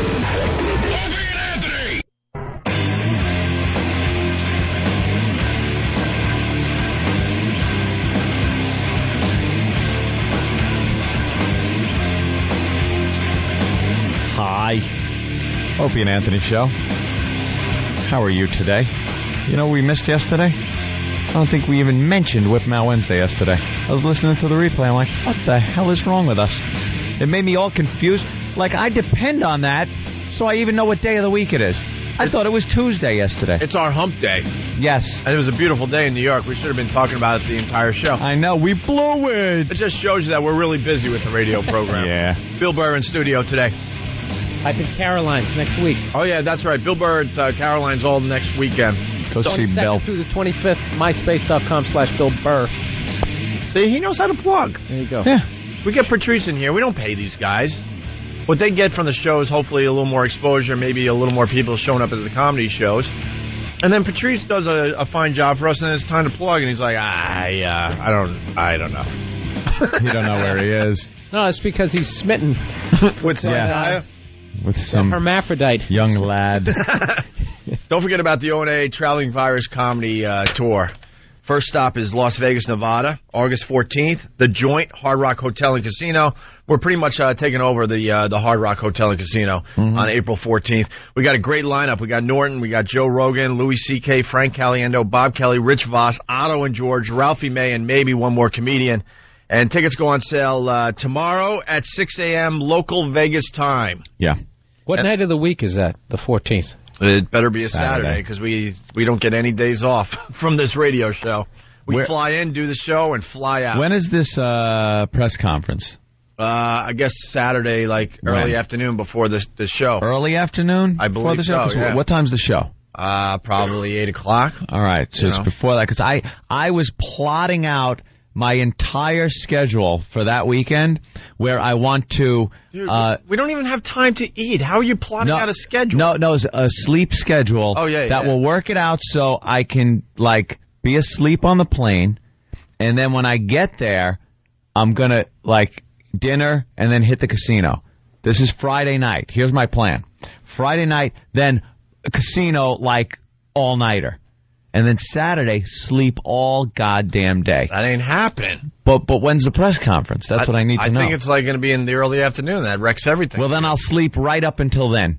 But you'll play cards right up until then. No. I'll get back to the room and then sleep Saturday, like when it's light out, the whole time. You play cards till 7 or 8 in the morning when you're out there. But this is my plan. It's not. And then Saturday, then we do the show. Your planning always. Then we do the show, and then instead of going to sleep or to bed or anything, hit the casino, stay up the entire time until we leave for the airport. No. Then once I get on the plane, time machine mode, cryogenic freeze, I'm asleep. After the show, there's only a couple hours before we fly out. Yeah. So how are you going to gamble? Everything's going to be packed and ready to go. All right. I hit the casino until Kenny tells us we're leaving. All right. And then I get on the plane, sleep the entire flight Sounds back. like a great plan. We'll see if it works out. But it works too. I think Opie's saying your plan sucks, Anthony. My plan's great. He's saying I can't do it. No, he can't do it. He'll try, though. He'll give it the old college try. But, what's the other route? You know, you fly out to Vegas Friday night. You get an 8-ball. Oh, right, just go with okay. me on this one. I'm going with you, an 8-ball. Then you really stay up until like the next Thursday. Yeah, and you know the crowd will be loving you. Like, wow, you know, Opie was funny, but that Anthony, that energy, he's so energetic on stage. It's amazing. Well, listen, tickets go on sale Friday. Hold on, tomorrow at 6 a.m. Local Vegas time. They want this info out there, 9 a.m. Eastern time, because a lot of people are thinking of flying in. It's a small venue. This thing will sell out. You get your tickets through Ticketmaster. Pre-sale tickets go on sale today at 1 p.m. Vegas time. 1 p.m. Vegas time today. Tickets will start going on sale for the Vegas listeners especially. And you can go to extremeradio.com, XTREME radio.com for more info, or opieandanthony.com has all the info. But we're very excited. During the press conference out there, we'll announce all the other tour dates. I think we're doing a total of, 10 this year. 10. 10. Yeah. Wow. All right. Turning into a huge thing. That's like our whole summer. Yeah. Now you get to see what it's like to be a comedian. Exactly. Flying into all kinds of exciting cities. Yeah. Flying into all kinds of scenarios. For a day, and then leaving. Yeah. Duluth, Minnesota. Woo! This is great. How we doing? See, this is what scares me about this thing. Last year it was like 4 dates, and they were, they were fine cities. We like going to these cities. This year it's 10 cities, and we still like going to these places. If it explodes this summer, then we're talking Duluth and all that other crap. It's a 150 city tour while they do their radio show. Next year could be the ugly year where it's like, oh no. Oh, what did we do? Oh no. Created a monster. Allentown, Pennsylvania. Yeah, we're rocking Allentown tonight. I gotta tell you, Allentown, how you doing? Like throwing a hot dog down a hallway. Rhinelander, Wisconsin. Hey, how you doing? Just trying to think of all these cities my college agent used to send me to. Is it Hayes, Nebraska? Oh, these places were like Indians were still running wild. Some of these places I was going to. Like to bring out Susan Anton. Let's go to Rick in Jersey. Rick. Yo. Hey, what's up, Rick? Yeah, man. What is it? April or August? Did I say August in there? Yeah. Oh, what a dope. April 14th. I'm sorry. August. Wow. No one else picked up on that? I didn't. I'm sorry. I'm trying to figure out which one it is. I want to get to it. All right. Yeah, obviously April 14th is the first one. Is that Rocky Balboa? All right, thank you, sir. I'm trying to figure out which one it is. Hey, Bill, you were mentioning court shows. We were talking during the break about like TV shows that were like massively huge and then went away like that. Yeah. Who Wants to Be a Millionaire, even though it's in syndication with Meredith Vieira. That, and a show that was giant, The Weakest Link. Dumbest show. Was like, had this stupid catchphrase that everybody was just saying, and it had huge ratings. It had that obnoxious English woman, and then gone. No one even remembers it anymore. And Weakest Link, the same thing, because we were talking about Regis with his bypass surgery. I'm getting bypassed. He got it done. It was a success. Success. Of course it was a success. Godspeed, Regis. That's like just like working on your car at this point. Is that what it is? It's like tonsils. Well, maybe now. not you personally working on your car, but an expert working on your car. You would think the way he talks, he could just naturally clear it out just by yelling. Yeah, that would just like... I don't know, Gelman. And that would just... There it is. The clog's gone. Yeah, that would take care of the clogs and the plaque. Just move things through his body. I give myself vocal angioplasty. It's amazing. Feeling a tightness in my chest. My chest hurts. Now it's gone. Joy.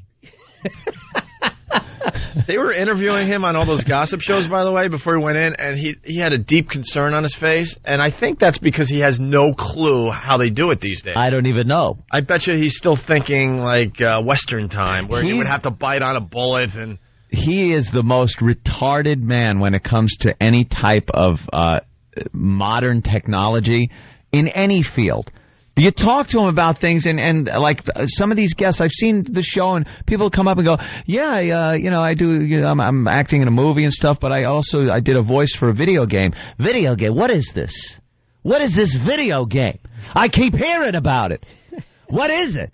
A game or a video?" And he has no clue. Computers, they try to teach him. Like, I watched the show where they had a computer expert come out because the running gag was Regis knows nothing about computers. And you know it wasn't a gag. The guy just knows nothing. And he's like, and they're telling me, point and click. What is it? Point and click. It's the easiest thing on a computer you could do. And he goes, and I got it at home, and Joy knows how to use it. And I couldn't even turn it on. I had to call Gelman. What button do I push? Cleared more plaque. So, Regis, you're going in for the bypass. What do you think they're going to do to you? Well, I hear there's leeches involved and a Civil War hacksaw. They take a vein from a cadaver that was hit with a cannonball and put it in your heart. And I don't know. How are they going to numb the pain? With whiskey. Whiskey? They use bourbon or a mallet. I saw it on a cartoon once. He put a mallet over his head. You get a big bump, and then you go to sleep. Guy knows nothing about it. No clue. A witch doctor comes and sings a song. I feel like I got the plague. You know, I had that bout with the typhus. He gets diseases that people haven't had for years. The croup. I think I got the croup. Scurvy. I got scurvy and the gout. But it was a success, so. Yeah, well, good for him. Most of these are a success these days. Don't they have to, like, saw your rib cage in half? They're getting... Oh, yeah, they got to open you up. They said that he's got it recouped now for a couple of months just to... 5 weeks. Let the breastbone heal. Yeah, my dad had it. Sternum! Wow. The sternum. My dad had it done. Letterman had it done, obviously. I think the incision's getting smaller. They used to, like, open you up like a zipper from, pretty much... Yeah. All the way down to your belly button, but now supposedly it's a smaller incision. They're getting even better with that. How do you not just die right there? They stop your heart, Bill. Regis's heart was stopped yesterday. They stopped it.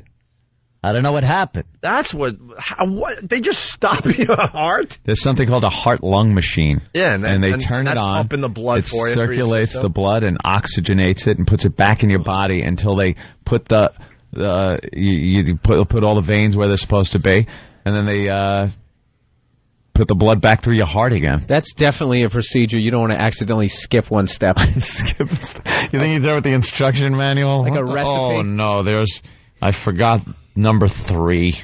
Imagine your doctor shows up for the operation with a manual. Well, there's a first time for everything, Reg. What are you talking about? Hey, I don't know if this is true, but let's go with it. Jeremy in New York City. Jeremy, what's up? What's going on, guys? Hey. You guys are talking about how stupid this guy is? Yeah. I was working at Banksville Hardware up in between Greenwich and Bedford and Westchester, and this guy came in during the blackout with his wife who, anyway. Joy! He goes and grabs an FM radio, and he didn't know how to put the batteries in the back of the radio. How do you do this? Are there batteries? Where do I put them? What, there are different sizes. C's, D's, I don't even know. Now, how do I turn it on? Exactly. He was asking those questions. And, yeah. Did he ever have a real job? Is he just hosting shows? No, he just hosts shows, so I guess he doesn't really... He started with Joey Bishop. It's that and him sitting there going, I was at a dinner party last night. It was me, Cindy Adams, Joey Bishop... Donald Trump. Talks about people that are... Bing Crosby was there. Yeah. He's been dead for years. I don't know. I saw him there. I thought it was him. Soupy Sales. Soupy Sales. Still a wonderful gentleman. They brought up sushi. What is it? What is sushi? I want my fish cooked. What am I, a savage? He'd be great on Jeopardy. Oh. He talks like the answers. What is sushi? He answers everything in the form of a question. What is this computer? You're right. I'll take Mongolia for 200. What are Asians? He's just the champion every week. There he is, up on TV. Nice. There he goes. Already on TV, see? No big deal these days. This is the type of motor that most automobiles run on. What's an internal combustion engine? And he's just asking. He doesn't know. He wins with like more points than anybody. Just he wins because he's so asking stupid. questions. He's asking. I don't know. I have no idea. What's a monitor? How do you hook it up?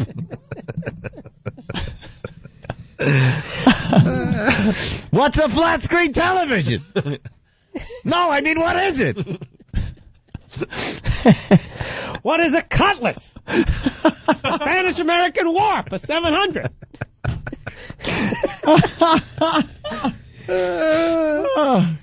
That's a great point, though, man. He shouldn't be clogged if you talk that way. Yeah. Just he thought instantly flushes you out. And he thought he could get by with just an angioplasty. Yeah.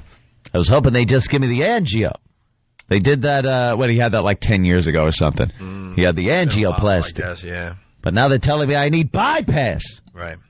But we were gonna talk about shows that came and went. Yeah. We got on the Regis thing, but then you mentioned like the judge shows that are on right now. Oh yeah. Oh, there's so many of them now too. Judge Judy and Judge Brown and but they're all the same mold. They're the supreme power, and the people. Tough. Yeah, they're tough and gruff. And there's two people. And they're suing, one's suing the other, and one is like the judge is okay with, and the other one the judge has a problem with. There it is. That's the show. They they let one person go on and on and on, and the next one they go, hey, I love wait. I love how they act like it's a real courtroom. I know they say like their decisions are final and all that. They have some kind of mumbo jumbo paperwork you sign. But they're not real judges anymore. They're like retired. Yeah, but you're not going to get in real trouble like you would in a real courthouse. Yeah, get thrown in jail for contempt. That's why I don't understand why these. What is contempt? I don't understand why these people don't No go idea. after these TV judges more. We do have a clip we're going to play for Bill where it got a little crazy. But yeah. I like this clip because I can't stand like Judge Judy. Just that whole. Like that false anger, screaming at people, and it has to remind people really that she's a tough cookie from the Bronx Hey. or Brooklyn. I grew up in Buster. Brooklyn, Yeah. she's like playing to the crowd. Yeah, the crowd. Right. the paid gallery. audience. But this is Judge Milan, I believe. This is a great clip. Listen to this. Wait, you're right. We haven't finished with April. In your letter. Nor have we addressed privity. Hold on a second, honey. I'm counselor. I am directing these proceedings. And I'm Doctor, not Honey. I'm sorry? And I'm Dr. McCaffrey and not Honey. Appreciate it. You were Dr. McCaffrey? I am. See, the beauty is you're not allowed to show up these TV judges. Nope. That makes them look That's their power base. Yeah. But she called him honey? Yeah, that's complete disrespect on any level, whether he's a doctor or not. She was doing it like sassy. Yeah, you wouldn't call her honey. Hey, do you have evidence on this bill? Yeah, honey, I got this bill here that they... What? Yeah, Toots, hold on. It's here somewhere. Oh, it gets much better. Appreciate it. You were Dr. McCaffrey? I am indeed. Would you rather I call you counselor, doctor, or anything else? How about Dr. McCaffrey, Your Honor? It creates a tone of respect. Where I'm from, you sort of got to earn that. Guess what? Where I'm from, you're born with it.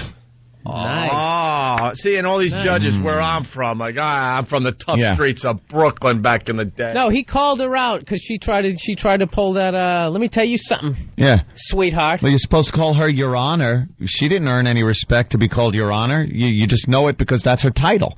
And you're supposed to call her that. Like a doctor, you're supposed to say doctor. You're not supposed to wait until he earns his respect as a doctor. She's not... This is going to get good because that guy used the word indeed. Yeah. I am indeed. Indeed. Yeah, you're up to your neck in it now, sweetie. Well, sweetie toots. The guy pipes up again, and this gets nice and ugly. You make this purchase. It's supposed to be a happy day in your life. This is like financial security for you for quite some time. And instead, you gotta jerk around with this for the next year. Watch yourself, Your Honor. Get out of my courtroom. A pleasure. Thank you. No, he's not moving fast enough, Douglas. If Douglas touches me, you will not be happy, Your Honor. You know what? If Douglas beats you to a pulp, I'll be delighted. Get out. Oh, wow, real tough. Wow. It's great to see one of these guys go, look, there's nothing you can do. It's a stupid TV show. Jerked around. He goes, watch your mouth. I never heard her lose. She just lost her. Yeah, absolutely. He didn't like the jerked around thing. Out of court. I'd be delighted. He never lost his cool. No. She turned into Doyle from Sling Blade. Get out of my house. Yeah. Get the out of my house. Go home and practice, Yeah, practice. Get out. Take your retard with you. Doyle. She was either doing that or doing like that old school comedy. Somebody said, how do you get to the Boston Comedy Club? The guy said, you go up 95. I said, get out of here. Get out of here.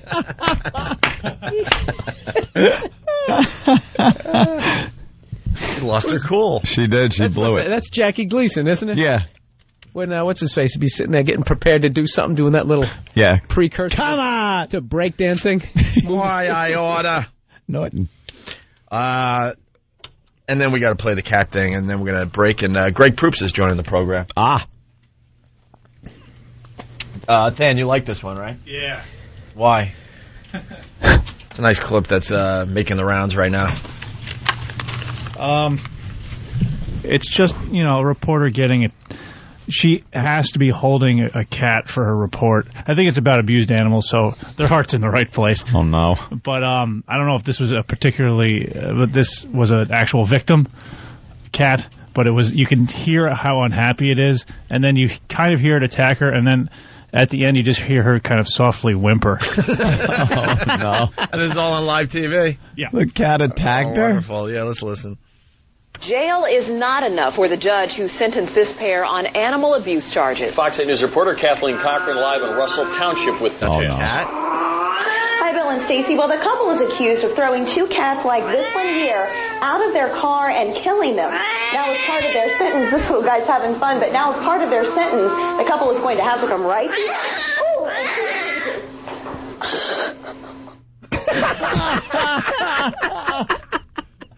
What a dope the reporter is.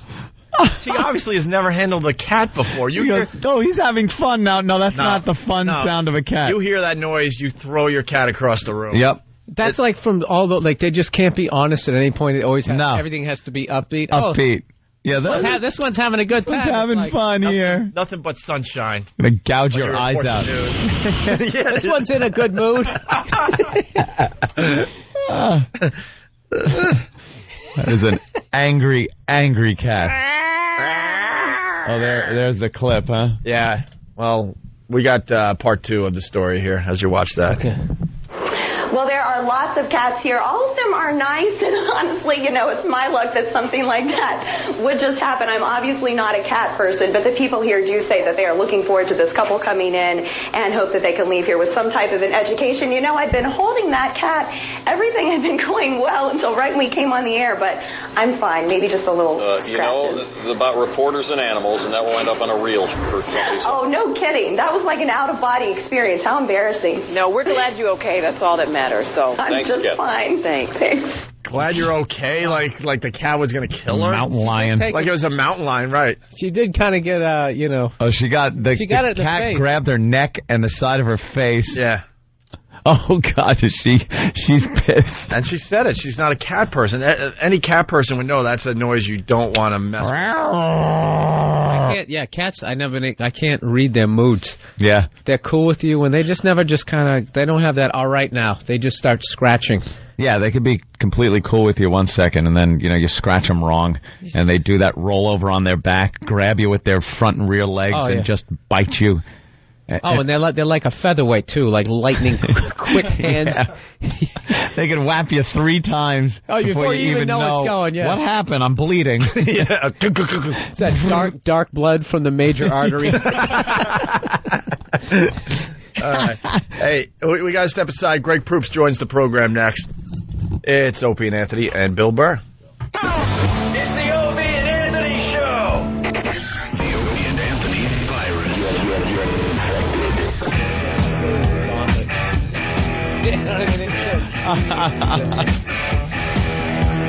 The funny continues through the commercials. It's the Opie and Anthony Show. The O&A virus spreading across America. Greg Proops in studio playing Carolines all weekend, starting tonight through Sunday. Wow. Good morning. How many sets you doing? You got 750 and wow. Of course, the St. Patrick's Day fracas. Hi. Yeah. Oh, you're playing to that crowd. Good luck. Nah, it should be all right. Well, you're in the middle of Times Square. It's a little more tame down My understanding is it's the crossroads of the world. We were joking about that earlier. We were talking about that and how... Do they... I don't think... Noose and turbans and whatnot. It's fantastic. Yeah. I don't think Carolines has that announcement anymore before the shows. Do they not? I used to love that. I know. They used to have this announcement, if we're in Carolines here in New York City, where it was like, you're in Carolines on Broadway at the crossroads of the world. Yeah. It sounded like you were in the most important place, and then some guy comes up and is like, yeah, how you doing? I'm throwing a hot dog down a hallway. Crossroads of the world. Excuse me, how do I get to Europe from here? There's no signage. Bill pointed out they have an M&M's factory, basically. Yeah, right down the street. It's all... At the crossroads of the world. Flip-flops and TGI Friday, hula hands. The crossroads the of the Olive world Garden. really have some guy spray painting planets and unicorns on the street. All nations are represented. Yeah. That's what makes it the crossroads of the world. You got the naked cowboy over there. Oh, yeah. Cowboy. Great. Picture a statue of George M. Cohn. It's nice. Great stuff. That's why I like Las Vegas, because they have like all the different cities. It's like white trash Europe. Like, I don't need to go over there and go to all of them. I'll go to the New York casino. I've been to Italy. I went to the Venice. Hey, you're making fun of Anthony now. Anthony does this down in Disney. Oh, that's when I go down to Disney World and go to Epcot.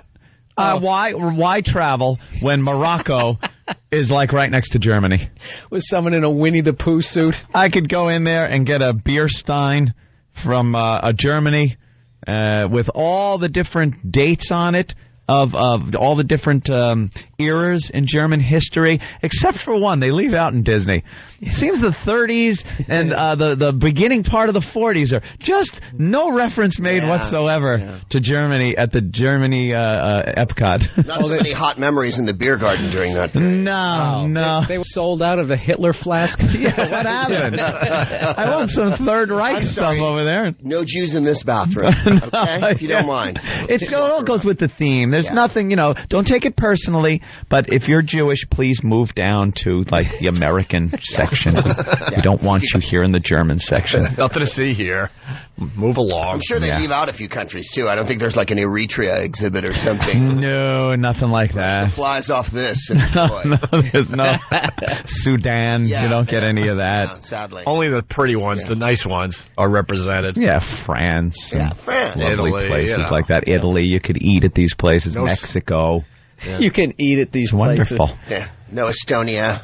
I said, people are so, conditioned, too, at Disney to listen to anybody. Like, you don't want to break the rules because it's the happiest place on earth.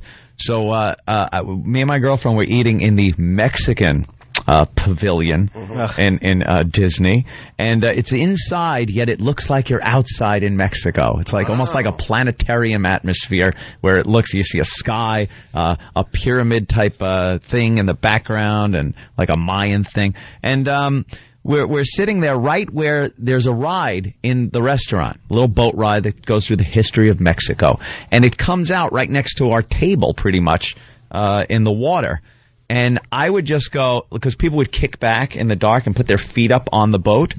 And everyone would do this to get comfortable. And I would just yell out as they came out, "Feet off the front of the boat, please." And people would get shocked and put their feet down and sit up straight. And then I just started giving real bad requests. Like, no touching other people in the boat, please, when someone had their arm around their girlfriend. And someone would look and actually take their arm away. No matter what I said, people were doing. I felt like just go, jump in the water, drown yourself, kill yourself, please. You should have got that on video. They get so scared of breaking Disney rules because, they take you back like old school casinos and break your hands. Mexico. What is it? Everything was great, and then white people showed up? It was, something like that, how we ruined everything. In that boat that goes by, were people trying to swim across the river? Yeah, they were trying to swim to freedom. They were swimming to the American Pavilion, which was right across. Take them across. Coyote. It was horrible. In the restaurant, they found a truck full of dead Mexicans that died from the heat in the Disney's kitchen. Building a wall on one side near the kitchen to keep people out. Yeah. The Minutemen. Disney Minutemen. I know Disney's history. Fantastic. Hey, you're up on your politics, obviously. We know that. So what do you think? Black president, female president? Is it going to happen this time? I think a black female president is what Black female president. Just go all out. They're going to take one of the American Idol girls. Yeah. Let's end all the bitching with this election. Yeah. Yeah, let's get rid of the American Idol girls. Just find a black female. American Idol, more people are voting for them than vote for the president. So Melinda Doolittle for president. Get her. There you go. Well, I think people are ready for a little Sanjay, as it were. Although there's no discounting Dick Cheney's wow factor. I mean, he really brings the personality and lights up the night, doesn't Boy, does he. Golly, people are into him. And Bush is popular now, just slightly less popular than like testicular cancer. There's actually more people who are for testicular cancer because you can lose weight before the summer comes and get in your bathing suit. He's like not even... A few months ago, even, he was on TV, and people still kind of watched what he was saying. People don't listen to him anymore. Now, no one even listens to anything. He was giving a speech the other day, and I was trying so hard to listen, and it was just... I'm completely at the just shut up point. Just stay in the White House until just get someone this else over with comes and get in. my show back on, please. Yeah, nothing to see here. Well, they have loads of polls. I think there's polls. Many polls say that people just wish it would be over. Basically, Yeah, just they've reached get the it point done. of irrelevance. We're and stuff. done. Well, dude, he went down to South America in the middle of the worst 2 weeks of his. Pick your 2 weeks, but this was a ratty 2 weeks. Yeah, and he went to South America, where, if anywhere, the only place on earth they hate him more than at home. I mean, if you could have chosen a place where you're going to go where they're going to spit at you and put signs up. My favorite one was Puerco Tirano, pig tyrant. Pig tyrant. Puerco Of the Tirano. charming language. It loses something in the translation. I'm sure it's more alliterative. I need a T-shirt with that on it. Anytime he's giving a speech in like another country, you can hear the protesters being like hosed off. Oh, like, yeah, down yeah. the street, Yeah. there's like dogs and stuff. I think America's doing great in this part of the world. You know what it is? Here in America, when he gives a speech, they like put a perimeter up that's ridiculous. When he goes to other countries, they're like, all right, set these people aside, but you could still hear them in the background. Like you're saying, you hear like the cops firing off tear gas and whatever Who's else they that need guy to do. down there? Who just is it Hugo Chavez? Yeah. Who's just saying you can smell sulfur. Where he was standing by the podium at the UN. He's a political corpse this time. Yeah. Instead of saying because I can no longer smell the sulfur, he's a political corpse.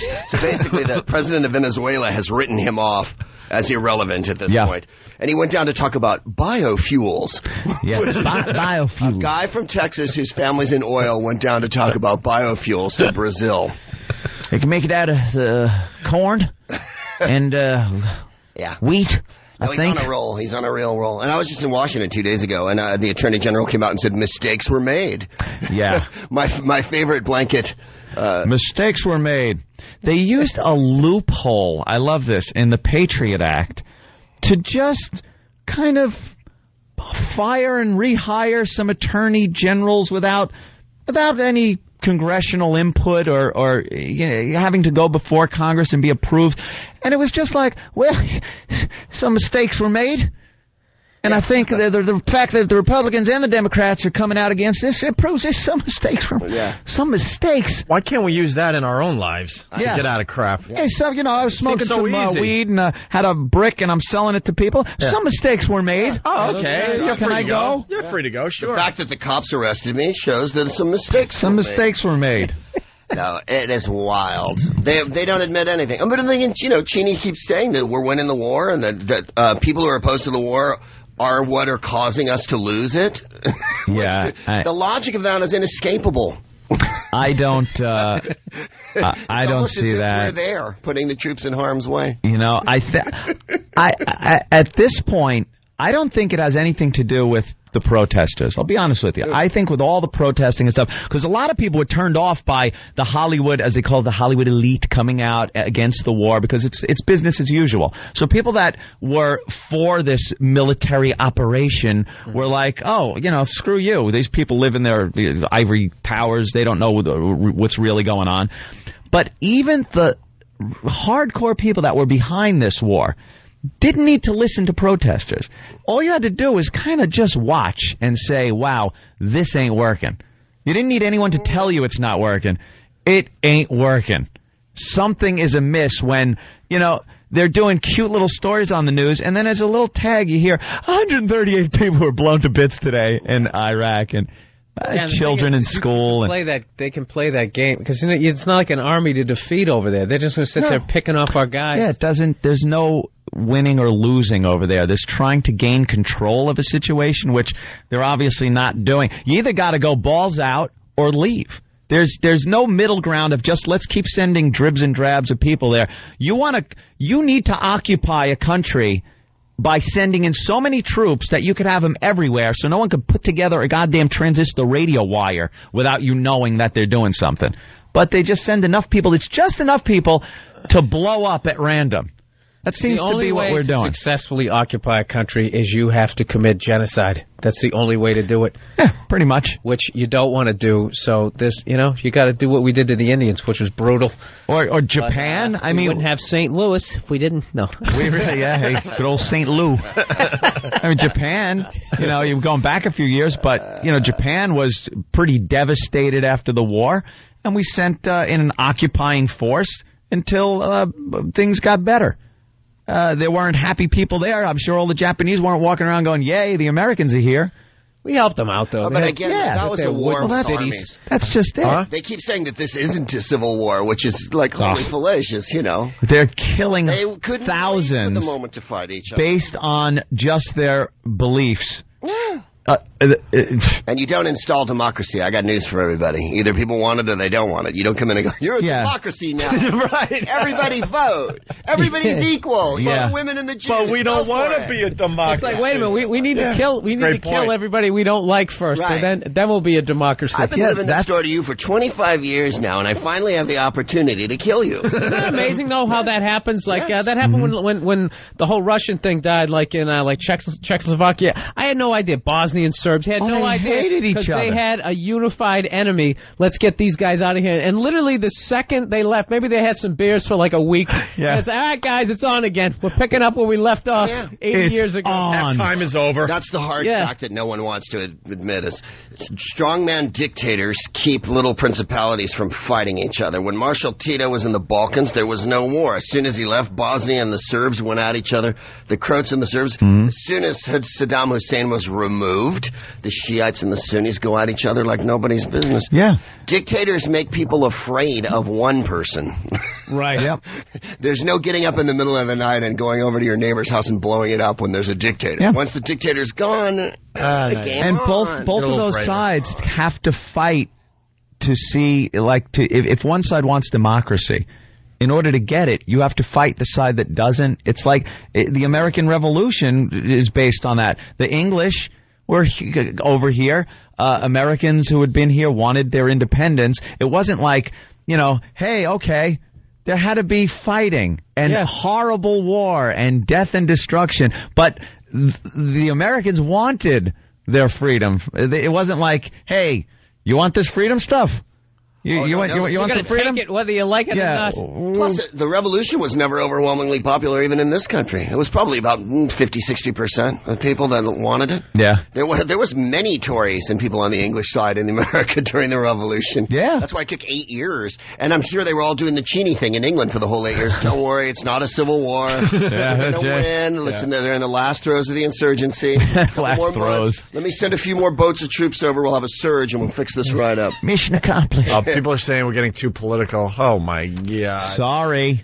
This is something that people are very interested in. I know. Didn't we just talk about, Afterbirth coming out? Yeah, we talked about Afterbirth. We go all over the place. American Idol, we talked about Placenta and Sanjaya. We haven't talked politics in so long, and we bring it up because, sorry, there's people dying over there. Jesus. Hey, let's say hi to Tim.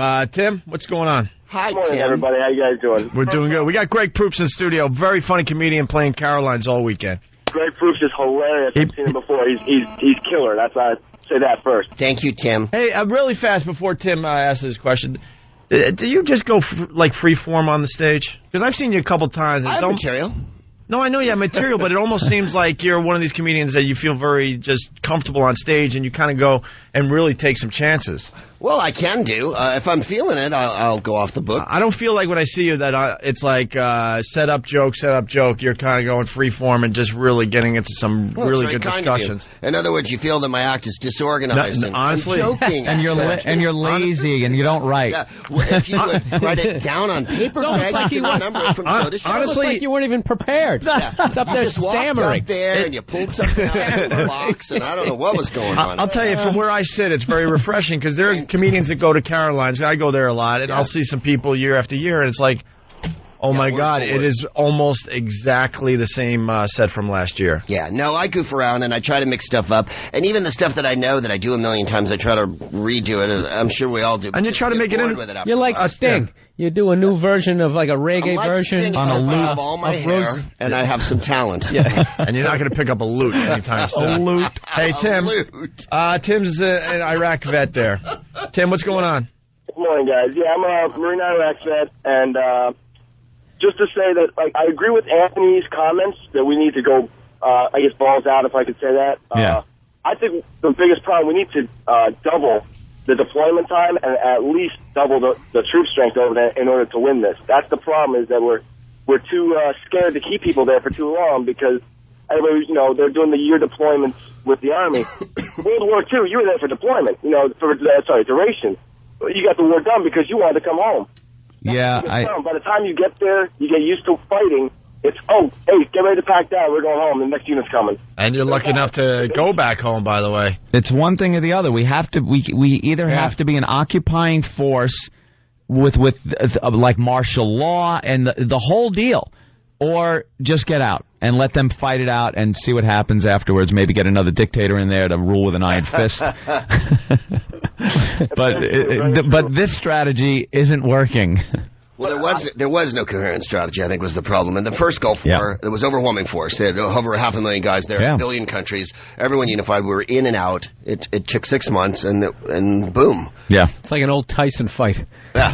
Second round, just bam. Up. Oh, you're dead. Another thing, though, you guys should know as well as anybody about how the media likes to portray something the way they want it to seem. Mm-hmm. Like, when I was there, I was only there back in 2005, and the thing is, a lot of the people really, really do like us there. I didn't come across many civilians that didn't like us. I mean, kids, men, women, children, everybody would come up to us and hug us and kiss us and thank us.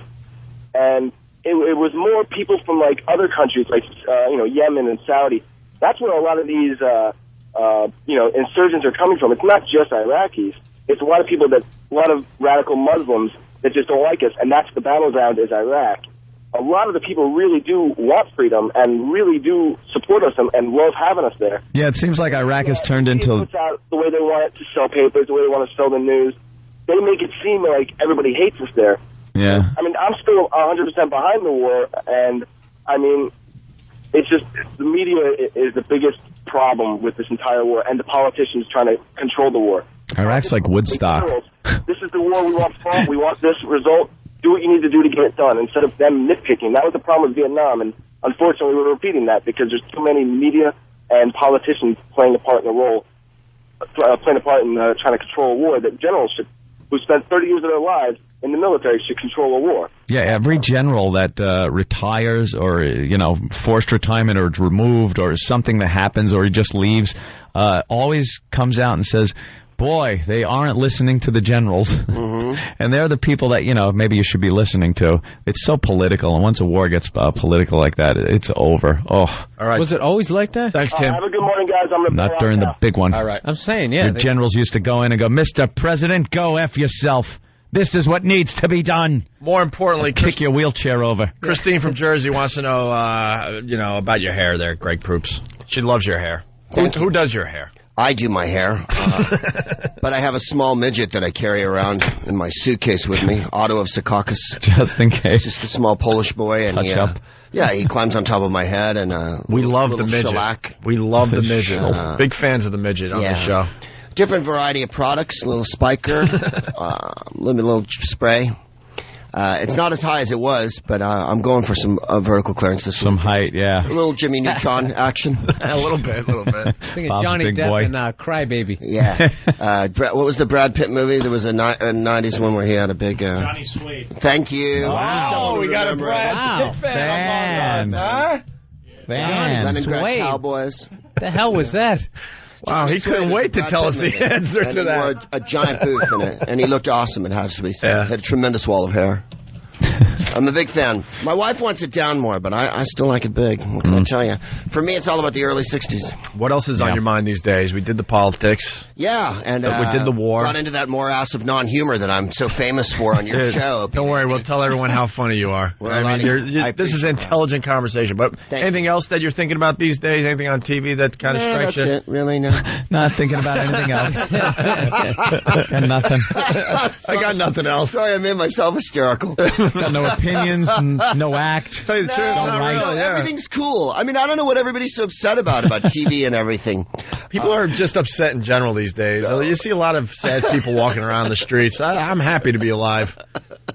Sorry. That's like the worst attitude a comedian could possibly have in the history of comedy. Hey, everything's cool. What's going on with you guys? Hey, you ever notice when things are great, candy tastes so good? There's no problem. Enjoying your food down there? All right, me too. Anyways. I don't find anything ridiculous. No, nothing's funny. Nothing is absurd. Nothing I love gets you Tyra mad. Banks because, and this is what we were talking can't about. get enough of Tyra. I can't get enough. Black History Month was about her wearing a bikini. We did a whole and then, thing. I mean, that's fantastic.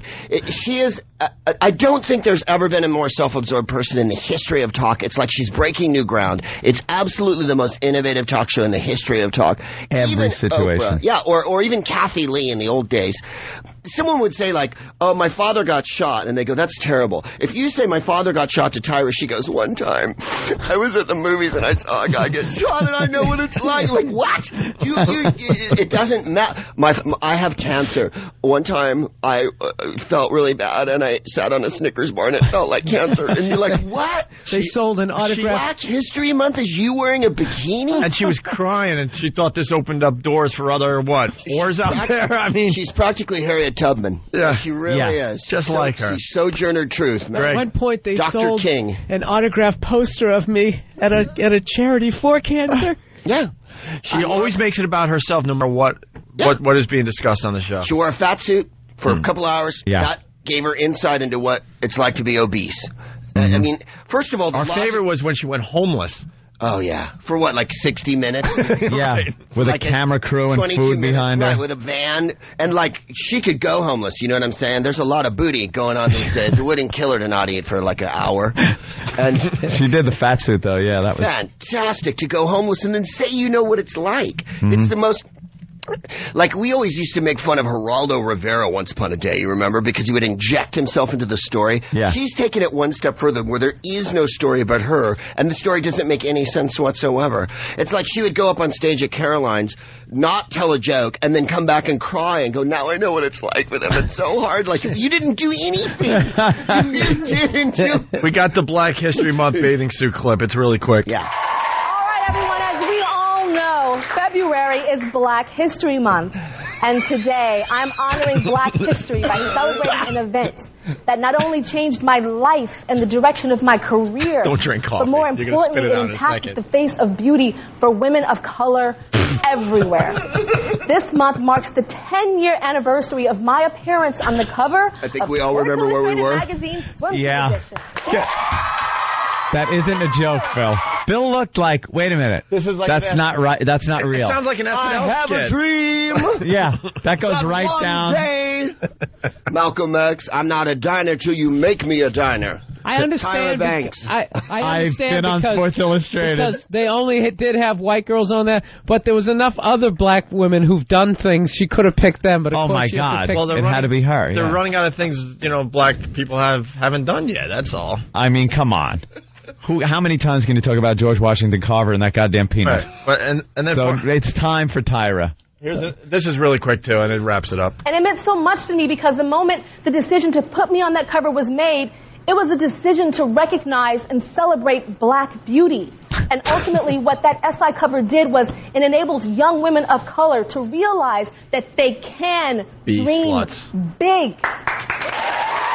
Are It was you because of kidding me. me? The operative word was me. She said it Yeah. meant so much to me. To me. When it happened, as you may recall, since it wasn't ancient history shrouded in the mists of time, we're talking about 10 years ago, not like when volcanoes were all over the earth and the sky was black and there were pterodactyls flying and plucking your baby from its nest. This isn't, medieval. This isn't in a tapestry. This was on video. And it wasn't exactly a life-changing moment. It was another moment where you went, oh, great. Yeah. Tyra Banks got on a thing. That's cool. Did you- There were black models before her. Yeah. I don't want to break her pretty Did balloon you open. think for a second, like, oh my God? And were there protests like, why is there a black woman on the cover of our magazine? Like boycotting the magazine, and she had to, punch through that race barrier. She's practically Jackie Robinson. There's no question. Believe me, the hardest core racist would still wind up cranking it to her. I know. It's like, I don't care what race the girl is. If she's hot and she's hot, it doesn't matter. It overlooks that salient fact about men. It really doesn't. They can even have one eye. If they're hot, right. It's on. Exactly. It could be a Cyclops issue. God, we're on the same page because we had a lot of fun with that. Oh, she's the worst. She's irreplaceable. We have a stack of CDs. It's all Tyra audio. It's like if we're having kind of a lame show, we'll break out Tyra audio and have fun for an hour. All about her. It's unbelievable. You thought Oprah was self-aggrandizing. But Oprah actually, occasionally does something. Yeah. Tyra just says she's doing it. I really want to change my act to be like hers. Greg Proops, always a pleasure. He's at Caroline's all weekend long, starting tonight. One show tonight at 8, and he's playing through Sunday. He's got a show on Sunday at 8 as well, and everywhere in between. For reservations for Caroline's here in New York City, 212-757-4100. Thank you so much, Greg Proops. Absolutely. Thanks, man. Bill Burr's going to be at Caroline's next weekend. Next weekend. So there you go. If you're not joining us over I'll warm the stage up for you. We're going to XM. Save some for me. Yeah. Have a good day. See you later.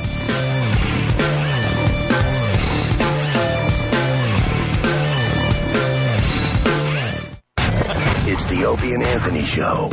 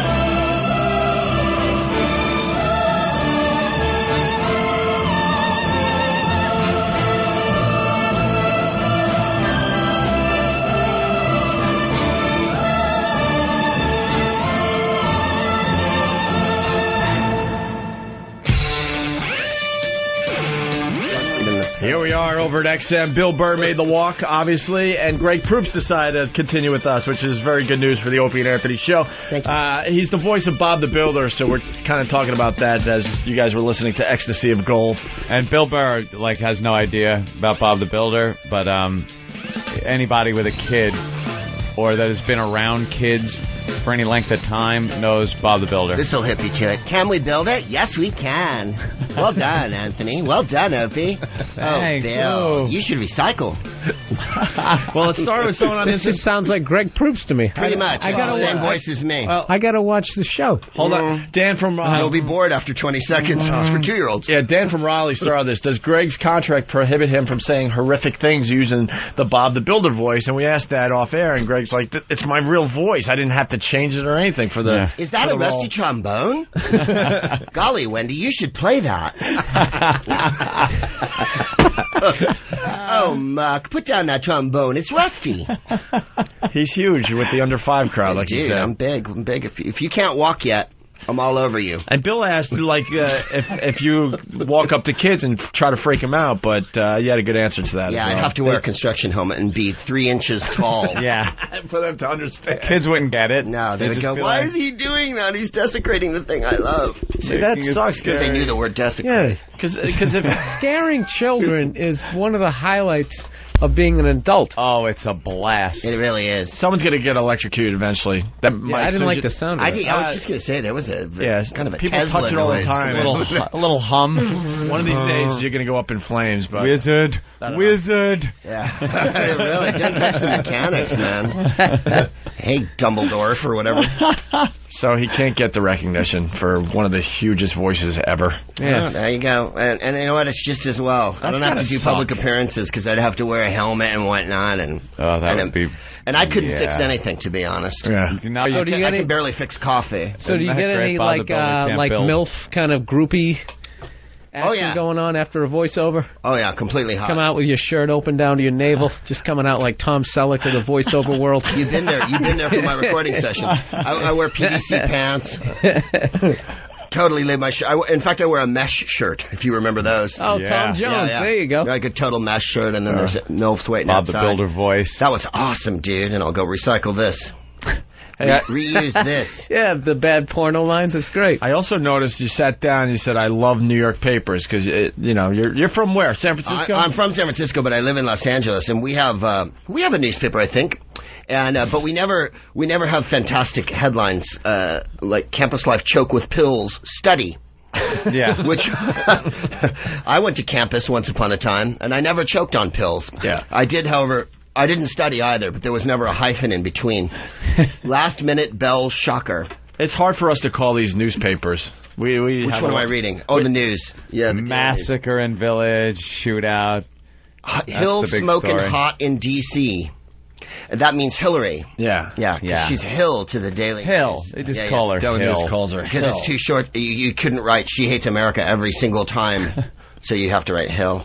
No, I do love the New York papers because news is not necessary. No. Well, I'm sure because when you go to different countries, like if you go to England or Canada or whatever, they have things in the news that we don't have here. Things like facts and information. Here, news is based largely on how people feel about stuff. That actually qualify it. We're in a Tyra-esque world here. Right. Because people will go... Like whatever on The View, they're always arguing. And Elizabeth Hasselbeck, who's possibly the most uninformed human alive. Probably the dumbest female out there. Yes, she's like and she represents the young demos for that show, the young female demos. I pine for Debbie Matenopoulos. I mean, like a bag of hammers is smarter. It's so uncomfortable how uninformed she is. And then she'll go, I just feel really passionate about it. And you think, well, it's all well and good that you feel passionate, but you have no information in your possession. Yeah, when she gets pushed into a corner and realizes that she's just getting killed as far as intelligence goes, she starts crying to get out of it. Right. That's her thing. She does it at home. YouTube has videos of her just crying. I think I do that. She uses the well, you ought to just start using that. She goes with you guys, you don't understand. The second I start feeling like I'm being beat up on here, I'll be like, guys. I'm going to do it on stage this weekend. If it gets a little hectic on Saturday on St. Patty's Day, I'm just going to start crying. And go, I just feel really strongly about telling jokes, and you guys won't let me tell them anymore. Last week, what was it? It was the government spying, and Rosie went like, it's bad that the government should spy on innocent people, and then there was no, it's not. It's good, you know. And then she started crying. I know I'm not doing anything bad. Right, you can't back it up after 2 sentences. And I love her for that. I should have started crying when I didn't realize you can't light a log in a house that you would actually die. I never even thought about the... Well, we learned that Brad Delp, lead singer Boston, he committed suicide. It comes out today, thanks to the Boston Herald. And I guess he dragged in some grills. 2 barbecue grills, lit them up in his bathroom. No one's ever heard of carbon monoxide. Yeah. No, but he did it on purpose. That's pretty creative, is what we're getting at. Like, he decided, you have to really think that out and you know, drag him into your... Right, and I'll just line him up bed and maybe make some burgers for the police, you know, so they have something to eat when they find me. I don't know. But in my world, if he put logs in there, it would have been okay, because I've seen them in the fireplace, and I never really thought about the chimney. But Bill, you see, the fireplace has a flue that takes the air out. I never dawned on me. I've never taken a science class in my life. It was the Bill Nye way of committing suicide. I'm going to create a monoxide situation where the molecules of that outnumber the oxygen, and therefore my life will end. And it's a double whammy because not only is the log throwing off poison, but it's eating up all the oxygen in the room, too. So you'd have to have a big log and dead. close the flue on your fireplace. Yeah, there you go. And you have to have a very tiny house because oxygen's going to get in there. This stuff is stupid. Dying. I just feel really strongly about it, Bill. Why can't you understand? I want to burn a barbecue in my bathroom. I should be able to. No, that's the guy version. That's the guy version of crime when you have no information. This guy's a fag. Yeah, right. Just the big stupid dick. The guy version is then you just got to fight.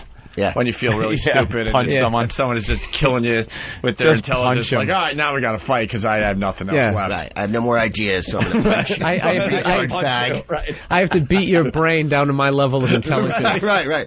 If I strike you hard enough, you'll be as smart as I am, and then we'll be on a level playing field here. We got a call coming in that could be a little Make your points now, buddy. David in North Carolina, what's up? Hey, Opster. Hey, first off, I want to tell you I love you guys, man. I love your show. It's the greatest thing I've ever heard. But I got a bitch about you. Y'all starting to sound like a bunch of bedwetting liberals. Well, Bush did it to us. What can I tell you? Anthony... I'm the furthest thing from a liberal. Anthony is... I'm not a liberal. You can't see... That's the thing. The second you say Bush is an awful president who's doing a shit job, you're a liberal. I'm a Republican. I consider myself conservative leaning. This isn't just the way you can explain it simply. If, I criticize the head coach of the Patriots, it doesn't mean I hate the Patriots. It means I don't like the direction that he's taking the team. You're a bedwetting Jets fan, is what it means. There you go. I love that. Yeah, if you're on the, I'm on the left. Yeah, I don't wet the bed. Automatically, you never wet the bed. You do. That's what all liberals do. There's that thing that automatically, if you're on the left, you're automatically like a pussy.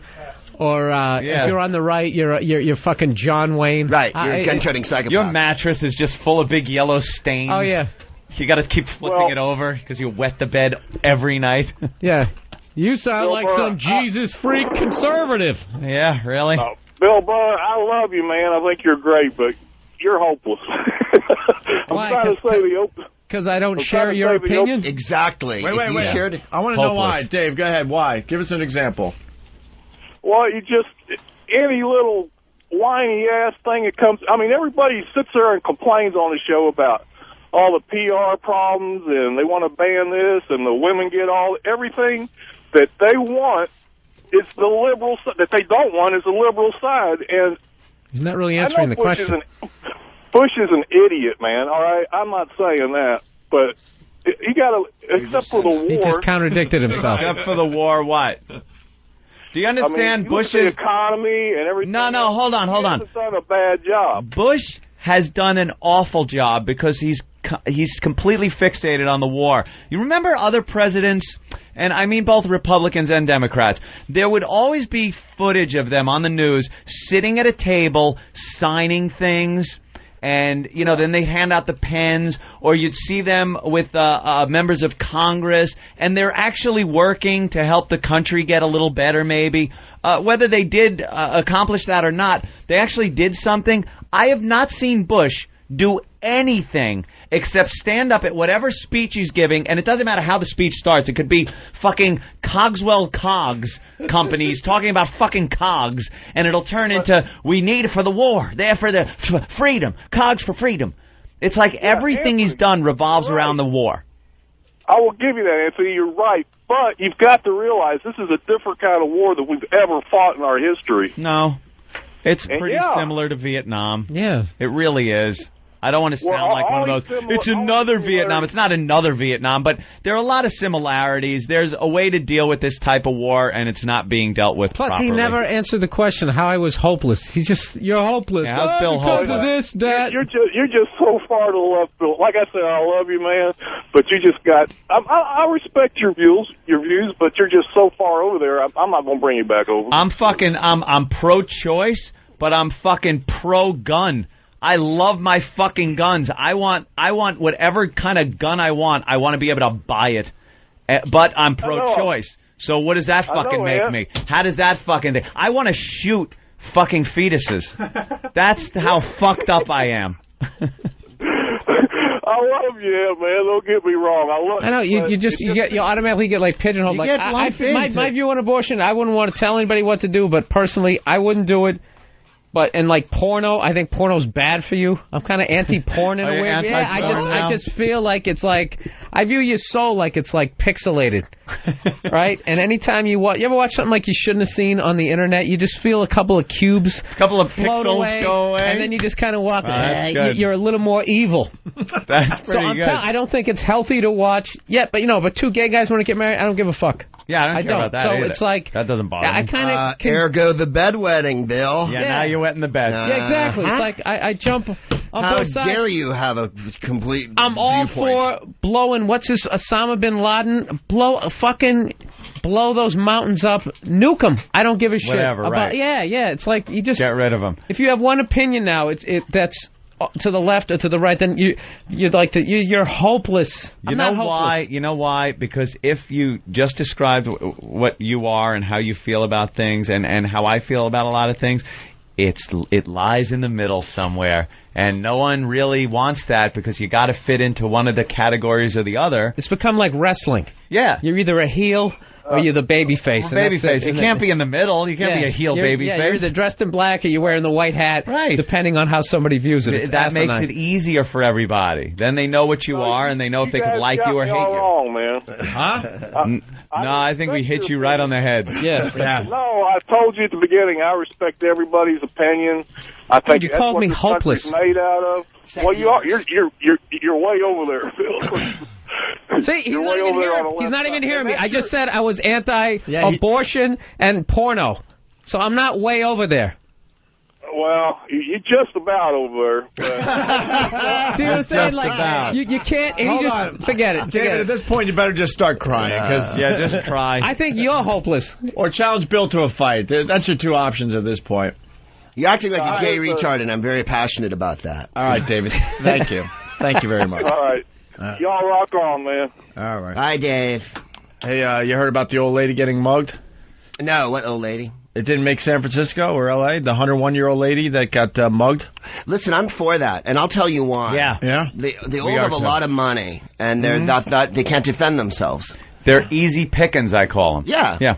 Oh, was I supposed to come down on the other side of that? Yeah. Was that bad? Yeah. I hate when old people get mugged. It's going to ruin your image. Yeah, this mugger hit her, 3 or 4 times? 3 or 4 times. Oh, yeah, no, I saw it in the paper yesterday. Yeah. Oh, bloody awful, of course. 101 years old, knocked her little wool cap off her head, and then she's still standing with her walker. She, at one point, for some reason, reached over to grab her purse back from the guy. 101. She doesn't know any better. And the guy just gave her this overhand right, pan to the side of her head, and laid her out. Knocked her right out. The old granny had a glass jaw. Gotta admit, that guy is going to survive in prison. You think? I think he is. If you could do that, you can pretty much do anything. Especially if his cellmate's over 100. He's got a real shot. Wait a minute. It took him 4 shots to knock the old broad down. I was talking about the heartless just ice he has in the middle of his chest that he could just... But he's going to get no respect. 4 shots to knock that old broad down? Come on. I didn't even look at it that way. Well, Mr. Magoo is going to be raping him in prison. Yesterday we were reading a column by Bill Gallo, and he's like, he wants to take on the punk. even though he's in his 80s. Bill Gallo's like, 80s. He's like, oh, you're picking out old women. Why don't you pick on me, Buster? Right. Writes a whole column about it. And using language like, why don't you have a little moxie? Yeah. It's like, oh, God. And then now they're calling out the guy. We're like, God, I just wish the mugger would take Bill Gallo up on this little challenge. What do you think you are, Jack Dempsey? Come on. I'll show you a left hook. I did some boxing back in the day. He was. That's right. I scrapped. I did a little bugging. He's one of those guys. He has like an anchor tattoo on his forearm. Right. That's faded. The Marcus of Queensberry taught me a few throws. Marcus of Queensberry rules. Yeah, we'll duke it out. He puts his hands up like the Fighting Irish guys. Right. Put him up. Put him up. I'll go bare knuckles with you, you punk. This guy just lays a pipe on the side of his head. And the same thing, the letters to the editor, they all want to take on this guy, but they're using fake names and screen names as they write into the paper. Quite the pugilist in my day. Yes, were you? I'll give you a Sunday punch. I'll throw a haymaker, and you won't know where you're coming from. Yeah, the old dude was like really trying to get back at this guy. That's cute. Isn't it? Well, but people always prey on people, and it's bloody awful. What are you going to do? Human nature, man. Yeah, they young really get onto the old, as they say. They really put out the word. That's what they get for using their coupons. Did they pick him up? At Rite Aid. No, the city's, I haven't found the city's outraged, and the NYPD is under a bit of pressure because he's still out there. Of course. Plus, it's exactly the kind of tabloid story that all the New York papers are going to keep going. They love it because it was on video too. So is it? The news was able to show the surveillance video. Thank goodness. They showed it. I must have seen it, I swear, 80 times. They just keep showing it because they know people love watching that Not shit. since the lady beat up her kid in the car have I enjoid watching someone get video like that. What do you think was in her purse? It was probably coupons, a couple cans of Alpo. Gum. Yeah, tissues that she dabs her nose and puts it back. Right. Some sugar packets from the fucking diner. Yeah. a margarine plastic tub. Medication. Lipstick from 1972. Oh, honey. Poor thing. And that old chink. Series E saving bond. A gold double eagle. Why do you go with the overhand? You got to go with the uppercut with the elderly. She was reaching down to grab the bag back, so he had a good shot at the side of her head with a little overhand. Knocked the wool cap off her head. He punched her in the back of the head. It wasn't even legal in boxing. Yeah, it was like down on the side, kind of back. It really... is Than punching it up? Punching. Yeah, well. It's come it's on, fantastic. I gotta see it. Here you go. Yeah, you gotta take a look. Apparently Bill and I have been living in a cave TMZ. Here it is. As you see, she thinks the gentleman is helping her with the door. She's walking out of, it looks like a doorway or an elevator or something. This is making me feel so much better about myself. Yeah. What was it you were saying about watching videos you oughtn't watch and then a bit of your... Yeah, this is going to be a few pixels going to fly away on you, Bill. And now, see, he's going to help. And then, bam, just clocks her. Three times right there. 101, by the way. Now he grabs her purse. Now he doesn't feel threatened, so he just kind of starts rifling through her shit right there. He's going through her pockets. She then leans over like this, like, hey, give me that back. And bammo! She's down. The old lady's down. The old lady's down. Down goes Gladys. Down goes Gladys. Stop the fight. And then he leaves on his pink bicycle. Yeah, that's a pink bicycle, by the way. He stole from a little girl. And then he went on to an 85-year-old. He was feeling good about himself. Admit, those were jabs. Little jabs. Hooks. Yeah, little jabs he gave her at first. He was pulling his punches. In the end, he gave, remember when Larry Holmes was measuring his punches when he would do those overhand rights? Little overhand right. She looked like Cooney. Yeah, definitely. She's got a glass jaw, the old broad. It was embarrassing. I think that was Cooney's great-grandmother. Bill Adam from Texas wants to know if you got a conspiracy theory as far as that video you just saw. Yes. Conspiracy. Do I have no, not on something like that. God, you're hopeless. You are a bedwetting hopeless case. It's embarrassing she would even stand you don't want old ladies to Walker with that guy. Yeah. No, I did a thing on this radio show I did about... he loves conspiracy theories. Oh, do you? Yeah, but I even said on the show, like, I've always believed, like, 80%, it always makes sense the first 8. It's like a bad movie. You're totally with it, then the third act, there's just no payoff. You're like, flying saucer at the behest of the CIA. Yeah. And Bush is an alien, then you're like, I forgot fuck. about that. Then it's like over. Yeah. I got a cousin who's got loads of books like that, and he showed me one, and that, you go, yeah, right, and then like page 48, then they brought the alien girl in to rape her, and all right, I'm kind of getting off the train now. What's your favorite one? My favorite conspiracy theory? Oh, golly. I have so many that I love. Anytime aliens come in, I really like it. Because that's the last redoubt of the scoundrel. Much like people who are psychopaths wrap themselves in the flag whenever the going gets tough. You know, like, you disagree with me, therefore you hate what I love. Like, no, I didn't say that. Anytime an alien lands is the time that I love it. Like, first of all, I love Bigfoot, okay? I don't know if that's a conspiracy theory, but I adore all mythical animals. And I hope that they all live together and there's a lounge where the Loch Ness Monster and Bigfoot and the Yeti are hanging around together. And I've come to realize there's an animal in Canada and near Vancouver called Ogopogo. Yeah, we heard about him. Ogopogo, he's the Loch Ness Monster of this lake, Okanagan. And I bought his doll, and the doll has, the Ogopogo mythical doll creature has 4 lakes. There's one in Michigan. There's one in New York. Like, there's so many of the monsters that they couldn't be bothered to make a specific monster for this lake. So we've done one generic. Oh, they franchised it. Yes, and to me, nice. I think yes, because if the monsters had it in their power, that's what they would do. They would be on the phone with each other and emailing and whatnot. And we got to get the merchandise organized here. The ancillary's killing me here. I have a purple head. You have a blue head, and yet we got to go with the green thing here so I can sell more. I'm not into like myths, like animals and that stuff. I just like conspiracy, the whole. There's 10 guys running the world. I mean, come on, man. That's like comic book shit. True, how can you... There are 10 guys running that whole thing. They meet in an office. It's right near here, in fact. Is it? Yeah, do you remember in the X-Files when they would meet in that room when everybody had green upholstery? And that was great, and they kind of hammered out what was going to happen. Everybody knows the Illuminati loves green upholstery. Anytime you're in a room... And they smoke cigars, and they're all sort of middle-aged to aged men.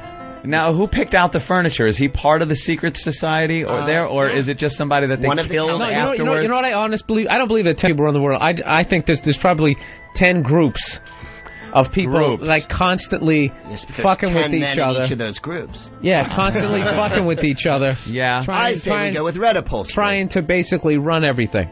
Which you can never quite do because there's too kind big. of a battle going on. Is it a physical battle or just a battle of wits? Like a I'll get you next time. No, like going to war and that. Like I think like a lot of the stuff that we're trying to do.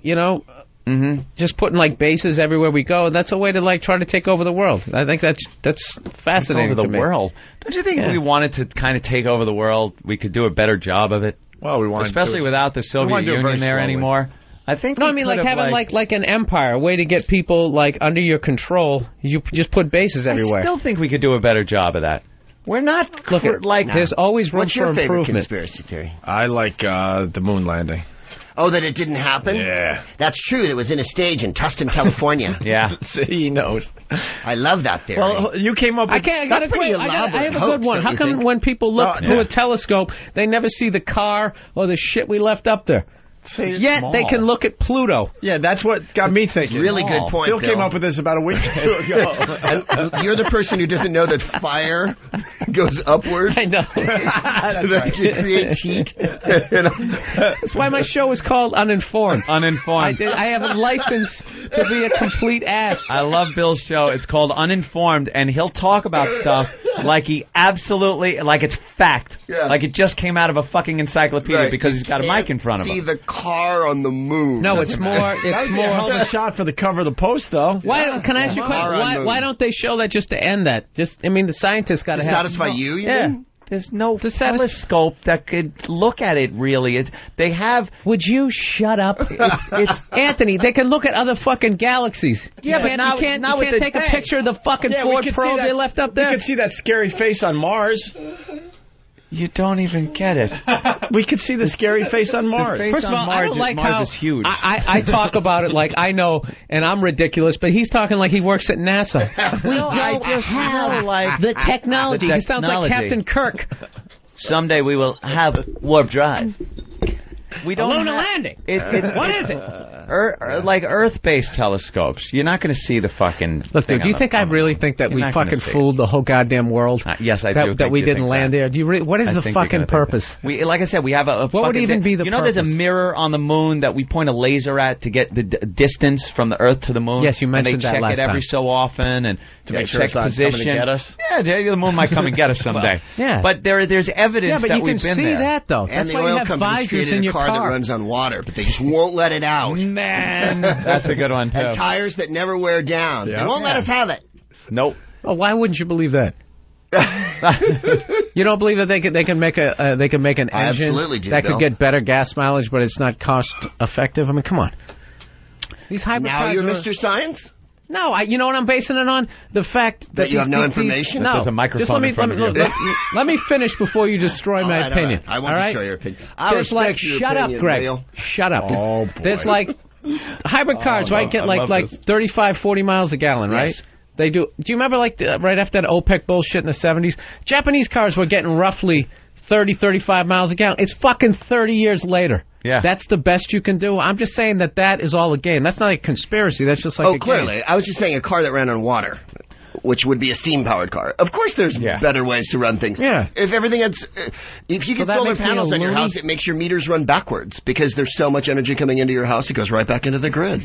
And that's not like a far-fetched theory of the future. No one wants a car that runs on less fuel and is 50 miles per gallon because it doesn't look cool. It's not fun to drive. It's not fast. People, especially What Americans. are you basing that on? Americans. We like our fucking muscle cars. Go see that who killed the electric car, and they actually have an electric car going up against a high performance car, and it holds its own. Really? Yeah. Well, it that's actually holds wonderful. its own. How many of these fucking electric cars are there? One of When I went to the dealership, I didn't see one. Why do you think that is? Did it look good? Why do you think that is? Possibly the Was oil it just company full of is part batteries? Did the guy have Fucking batteries strapped to his ridiculous head? that you don't see why that is. It's the funniest thing ever. Why? You know what? Because You know, people you're absolutely love right. You're absolutely right. America's been in love. You're absolutely right. America has been in love Yes. with the internal combustion engine since it fucking came out. We love Hilarious. fast. We love fast. Hilarious. We love sleek. Like they had a choice. We love status symbols. We love things. Why do you fucking think Don't get upset. people buy nice He's cars? spewing out shit that I can just see on the TV. Why There's do you not think an original there's thought still coming out of his mouth right Escalades now. There's nothing on the original. road? The flag is didn't red, realize you white, felt and so blue. I'm not Okay, saying about the flag. I'm talking about American people. I'm not saying we're great because of this. I could say we're fucking stupid because of this. But the nature of Americans are bigger is better, faster can I is tell better, you something? sleek fucking. You want a car that girls are going to look at when you drive by in it? Do you think that the guys are going average to envy? woman is just sitting there going, I love this engine? Nobody gives a fuck. No, it's not the women. That's the guy's thing. American men, girls will look at the fucking nice car because they know the guy now has money. Bill, comment. It's all fucking. I'm just saying. You think Ed Begley Jr. on his fucking bicycle is getting only chicks? one option? I mean, what else are you going to love? That's like. But if there why was is there one that option? What if there was just one ugly chick on the planet? You'd want to bang her every day. Why do you think there's that one option? Why do you think there's that one option? Because You know what? a I'm big getting older and conspiracy. wiser. We're not a conspiracy, but just big business. That's all. That's all I'm saying. business. That's all I'm saying. It's supply and demand.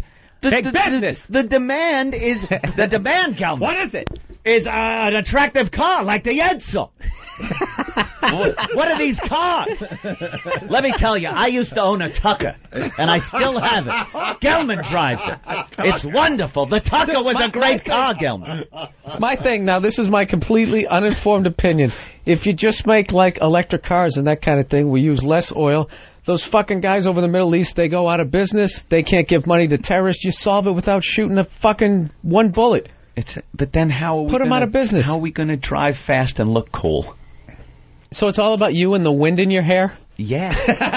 It really is. All right, listen, we're going to solve one thing today. We got a guy that works for NASA. Mark in Houston. Mark, what's up? How you doing, sir? You actually work for NASA and you listen to this radio show, huh? Sweep the floor. Yeah, I think I'm the only guy that works at NASA that listens to you guys. It's pretty funny.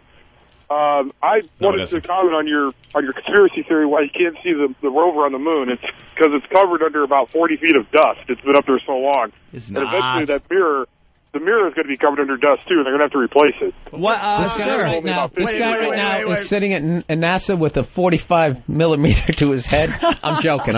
What's blowing the dust The around dust there? isn't. There is no fucking dust covering the lunar module platform or the fucking flag or the buggy or anything else they put up The there. wind is just blowing the dust around up there?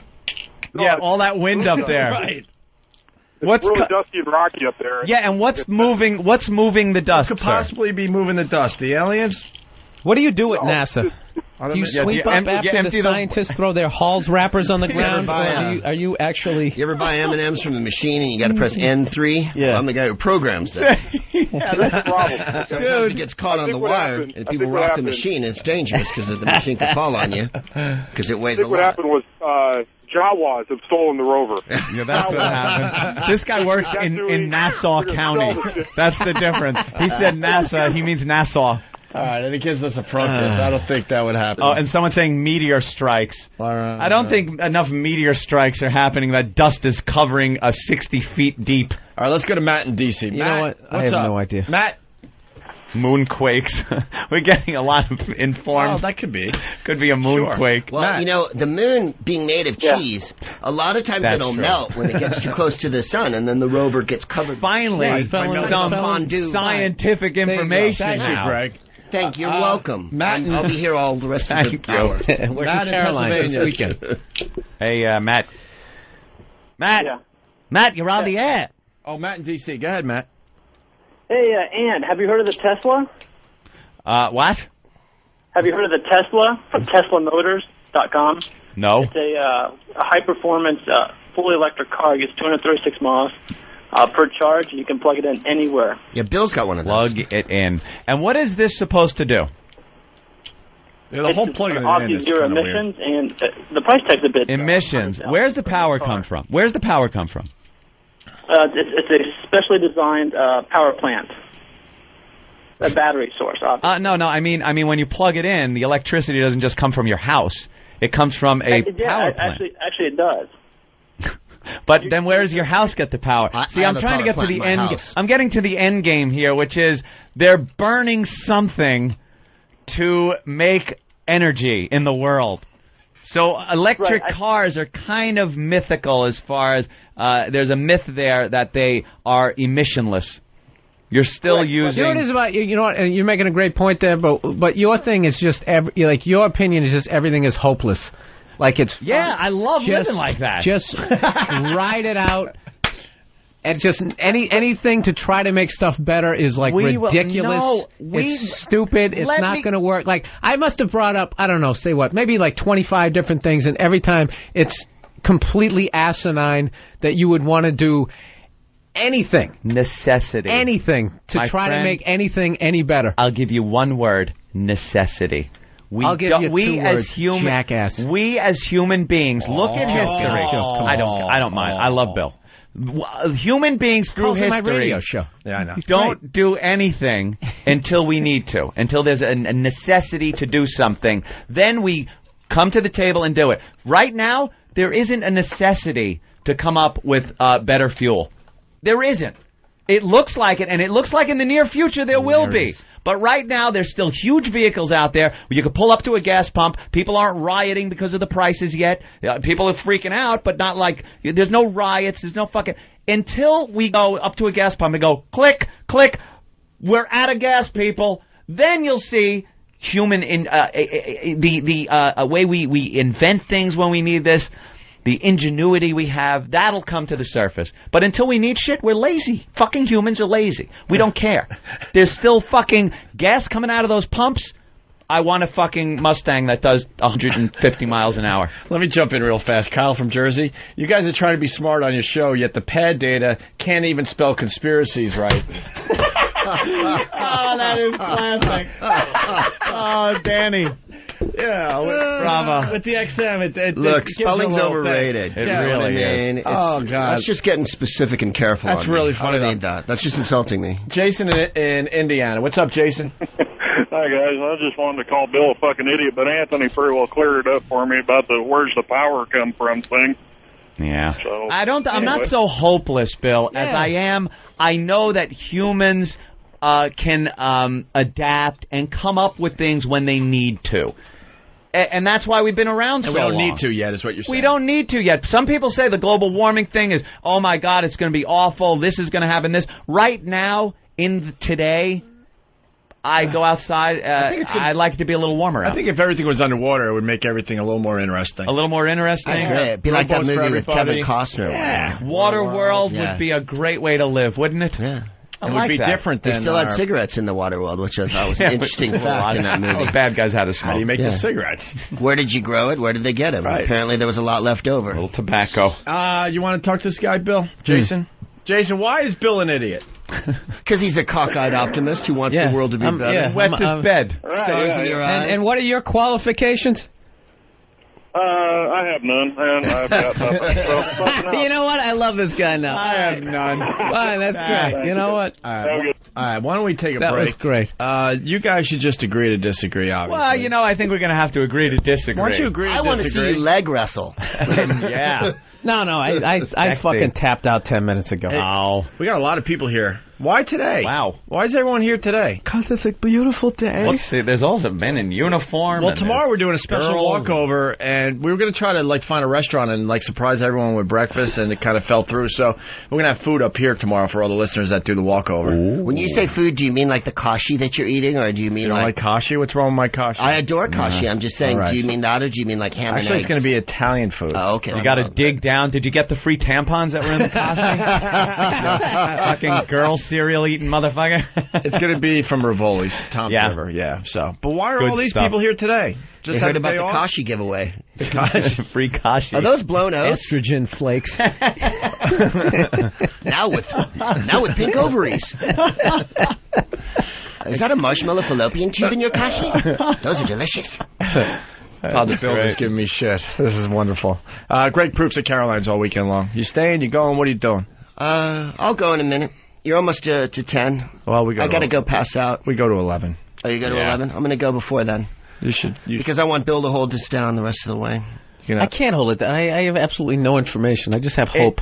Bill does have hope. I like that Bill has hope. I like that person, and I like Bill. I like that Bill has hope. Bill does have hope. Yeah, every possible fucking idea. That's what the only thing I noticed about any possible idea we're back to try to make shit better. You're right. You know something? Bill is opening my eyes to something. I am really a pessimistic motherfucker. Believe it or not, you are doom and gloom all the time. I am doom and gloom. I like Bill with his hope. I find you peppy. I try to be peppy, but I consider myself every once in like a while a you realist. have to have a little after-school special thought, Anthony. Yeah, but I'm more. I consider myself like more of a realist. Like, I kind of look at it kind of the way it is. Thank you to the choir. I base a lot of things on the history of humans on this planet, and not so much on what I think the future will be like, as much as I see what the past. We both basically almost flunked out of high school. Yeah. I worked in warehousing. He used to install air conditioners. Yeah, you're right. And we're talking about how to solve the problems. You just knew school was, bullshit. Yeah, I was so far above it. Yeah, man. They weren't teaching me anything. Please, do you use half the shit you learned in high school before you? Look, the president went to Harvard and Yale, so I think the whole education thing can get a little overrated. So why don't you go lay in your bed and piss in it?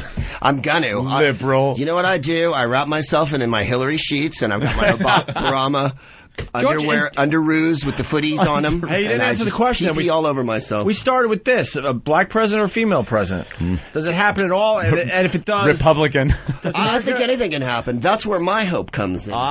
When people say to me, "There'll never be a black president and there'll never be a woman president," to me it sounds like there'll never be a black quarterback in the NFL. Just recast it a few years, however you want to look at it. But there'll never be a woman who could drive or write a book. Right, but this time around, you think it's could happen? Yes, because I think there's been a cataclysmic change. I think after Katrina and after the last few years, look, we do comedy all the time, and you're in rooms all over the country. I'm including you in this, Bill. Oh, thank you. Come back. Okay. Come back, Bill. Bill just likes his hope. I know, I love his hope. No, but I'm actually pessimistic about what you guys are talking about. I don't think it matters who you put in the White House. They all kind of work for the same people. Oh, I see. So the minute I have hope written in my heart... The Illuminati steps back in. You're squashing his hope. I killed it. I killed it. Yeah, I know I did. You pissed on my dream, on his dream and hope. I've been hanging out with Anthony too long. You know why? It's because the 10 people who rule the world will not let the president do I the dig Bill's wants. Illuminati stuff, though. That I want to grab onto. Yeah. You think it doesn't matter who's in there, the system's in place, and that's it, right? Mm-hmm.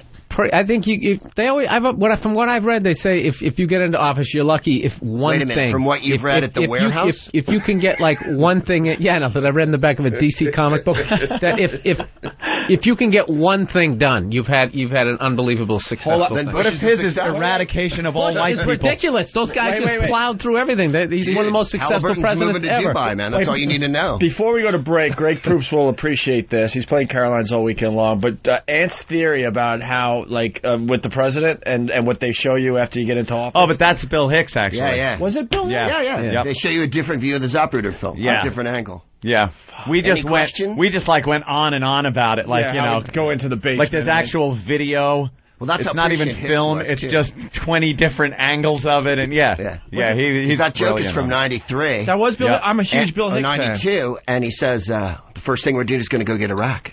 And that joke's from 15 years ago. Yeah. Any questions? Any questions? Yeah.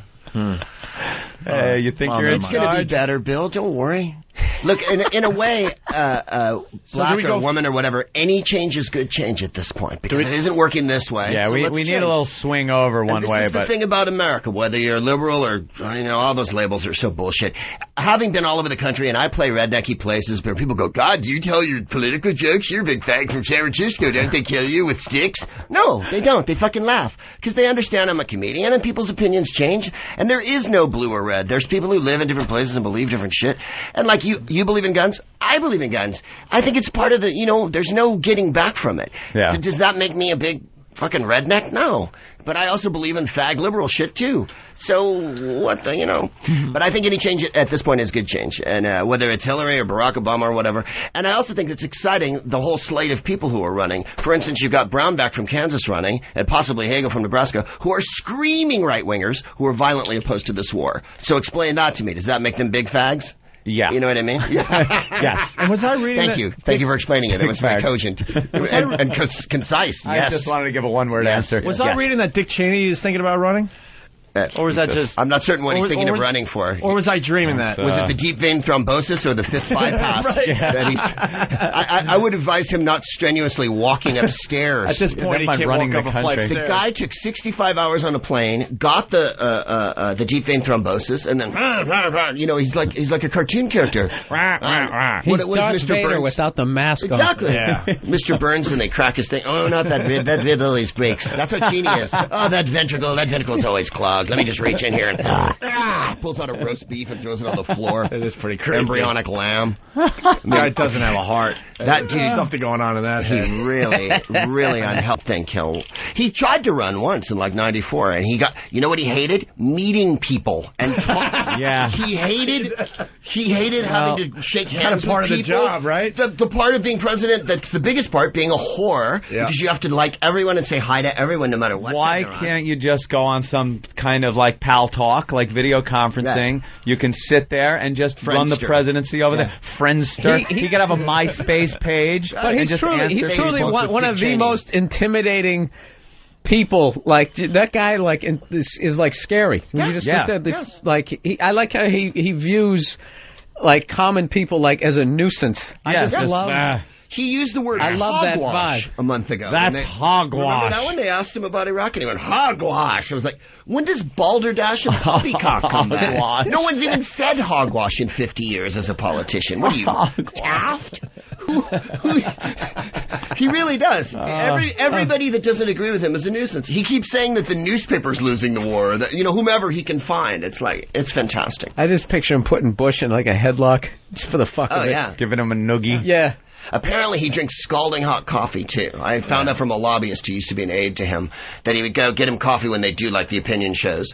And he'd go, not hot enough, and they'd have to nuke it, in the microwave. And then he'd slug it down. Wow. 4 bypasses, and he's slugging down hot coffee. Something you shouldn't do if you're healthy. Coffee. Yeah. He goes beyond scary, and you come back around. You have to something about that guy. He's just like I don't know. You gotta fucking love him on some fucked up level. On some fucked up level, I guess. Inside you, Bill. Right. Yeah. See, always that glimmer of hope. His family calls him the bull walrus because you can't move him once he's sitting, and if he's reading a book or watching a thing, you can't get his attention.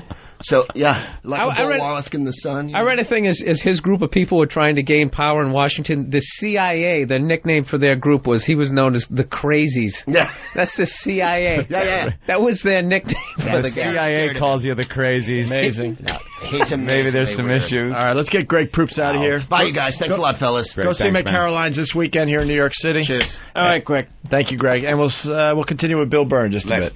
Our duties Our duties have destructive power. If you think it stinks now, you should have seen it a month ago.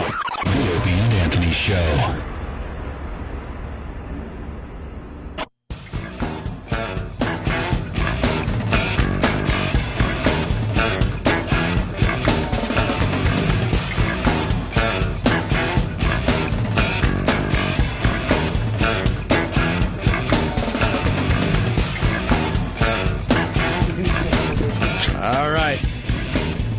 Kind of strange. We got like, 10 or 12 people outside the studio. Hi to everybody. They're a little weird. They're kind of just blankly staring for the most part, like Bill said, like they're about to witness an execution or something. Yeah. It's this big window and they're just staring at us.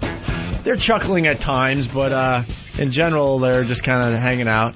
Tomorrow's the big day for the walkover, though. Tomorrow we're going to do a full-out... you guys fucked up. I mean, tomorrow was the day you wanted to be here. Yeah, tomorrow we're going to do the walkover, and then we're inviting everyone up here to have free food from Rivoli's. Mm-hmm. We were trying to, just walk into a diner and take it over, but I don't know. We couldn't work it out, unfortunately, so we'll have free food up here tomorrow. All right? You want to try this or what? You guys want to play a little game with us today? We love games with the audience. Well, we got people from Chicago, San Antonio, Minneapolis, military dude from Albuquerque, right? Oh, yeah, I talked to him on the way over. Madison, Wisconsin. Air Force guy, yeah. Cleveland, Ohio. Major Nelson. Major Nelson. There you go, yeah.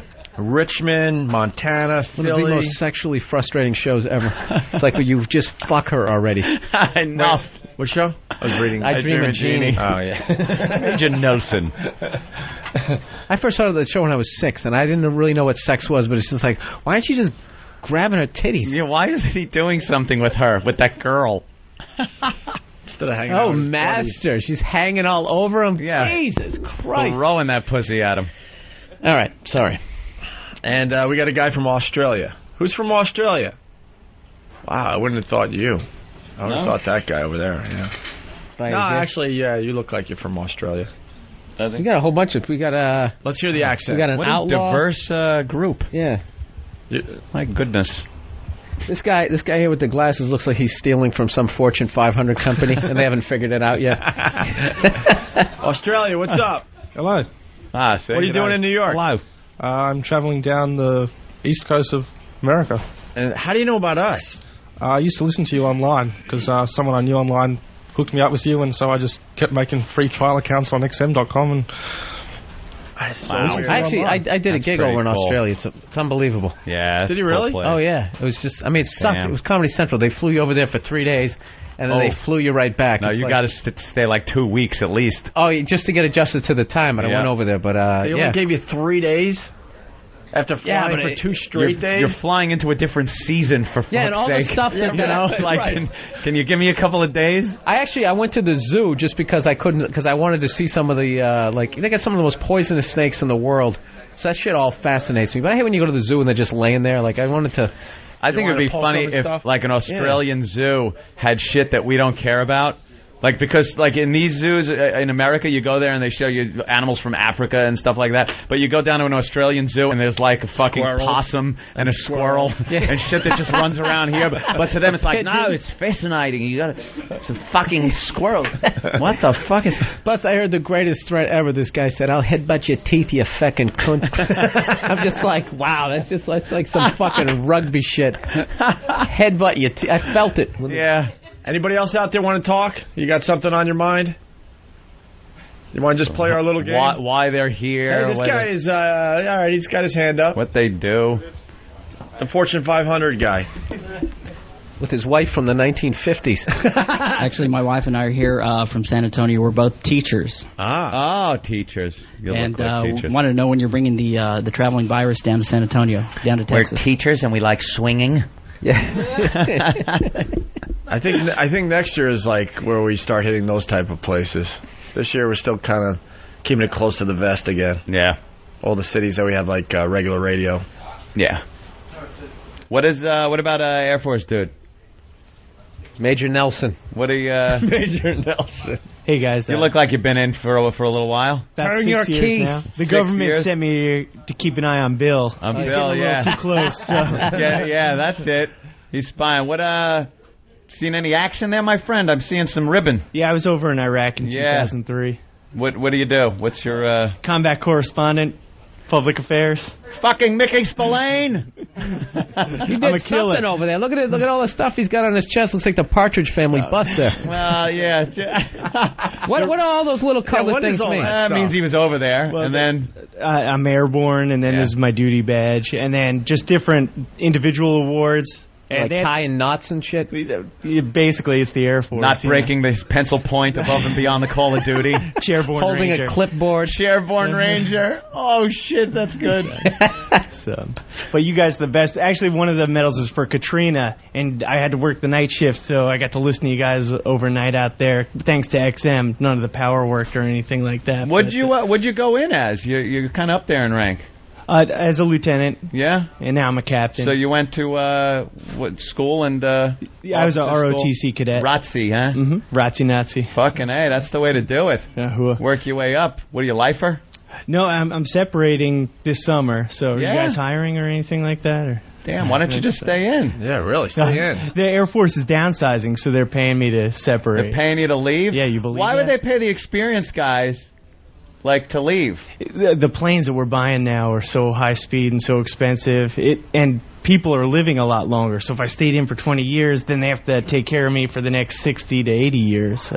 They giving you a good deal?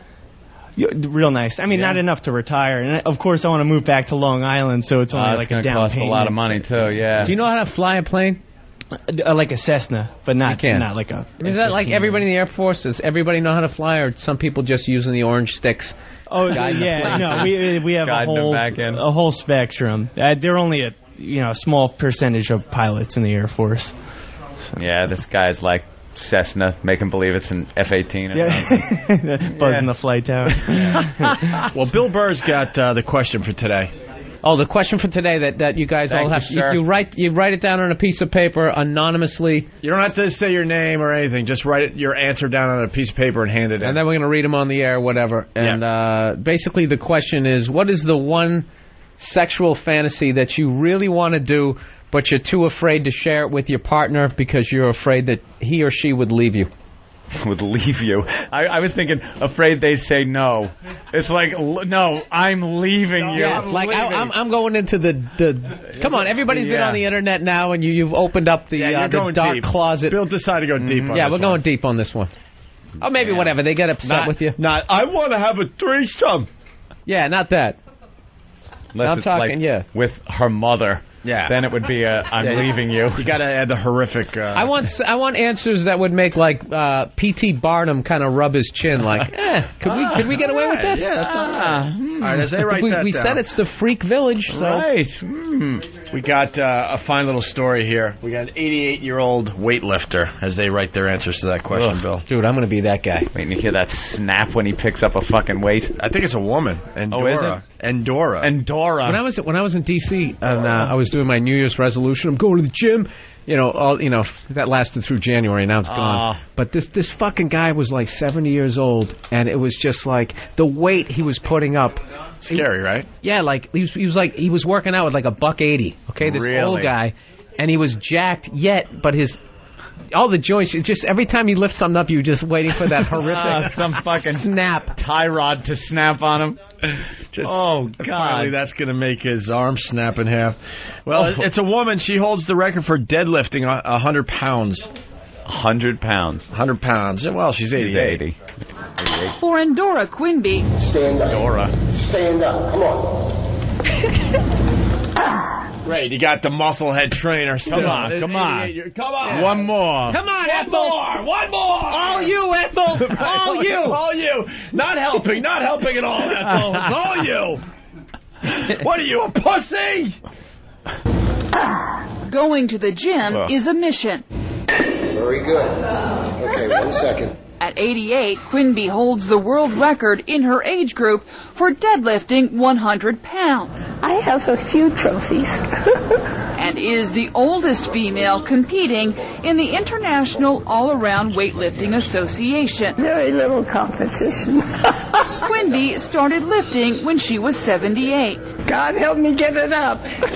Oh, that's what her Now, a husband says decade too. later, she's hoping the attention she's getting will encourage others to pick up a bar. Pick up a bar, go to one. Yeah. It's a factor in keeping positive and being able to accomplish things in your personal relations, and also to help you look a little bit younger, just a little bit. Quinby says no matter what their age, weightlifters should wear protective belts and practice proper form. Something she does under the close guidance of her trainer, John Vernaccio. She's got 2 years to go into 85 to 90, and then she'll move into the 90-year-old age group. And she may find a couple competitors there, too, when she gets there. Oh, that big muscle head's just like got her whole thing planned out. Right. What happens when you hear that grotesque snap when old graham cracker hip fucking gives out? When her womb falls out because she's struggling so much. And she's fucking dead within 2 months. Yeah. Oh, my God. Oh, is that horrible? Wow. That's a whatever story. No, you know what, it's that guy... Sorry, Bill. I'll be positive. It's inspiring. It gives us all hope, right, Bill? Well, no, that guy in D.C., even though he was still jacked, he just still had that old guy chest. Even though he had, like, the pecs, that it's still somewhere... It's not down by your navel, but it's kind of that middle ground. But it kind of looked like an elephant's ass. Yeah. Well, you know what it is? But a little tighter than what it is? Other old guys. You know, you miss days going to the gym, but like gravity never takes a day off. Yeah, gravity is constant. Gravity hits the gym every fucking day. It's just pulling you down every day. And like, so you could have the pecs, but your skin and everything over that muscle is being pulled down. So the bigger your pecs get, the kind of sillier it looks because it looks like you got droopy tits. No, I can't explain it. You know that old guy chest at some point. I don't know what the fuck happens when you look in the mirror and you finally have that thing. It's just ugh. All right, we got a chest lift. What do they do? Cut your shoulders and pull and sew it. Bill came up with today's question. What is it again there, Bill? Oh, the question again is, what is the sexual fantasy? The one sexual fantasy that you really love to do, but you'd never tell your partner about it because you'd be afraid that they'd leave you. We have a lot of couples out there, right? Everyone's pretty much paired up except for maybe a couple guys. Now, the second half of this is we got to try to guess. Oh, yeah. And we're going to try to guess. If you don't want to play, that's fine. Don't feel like, oh, fuck, now I got to admit this horrific thing. Ant, you want to do the first one? All right. The first fantasy coming out of the little... And I'll try to see who looks down at the floor first. Let's see. Suck off my CO while I fly a fighter jet. I'm teasing, of course. Who could it be? Now, this really says this. Who wrote shit on an Australian's face? Someone wrote that. Could you stop it? All right, give me another one. Someone that didn't want to play. All right, someone that thought they were being funny, and it kind of was. It is funny. All right. We are looking for real answers, though. Wow. It says sex, period, nothing else.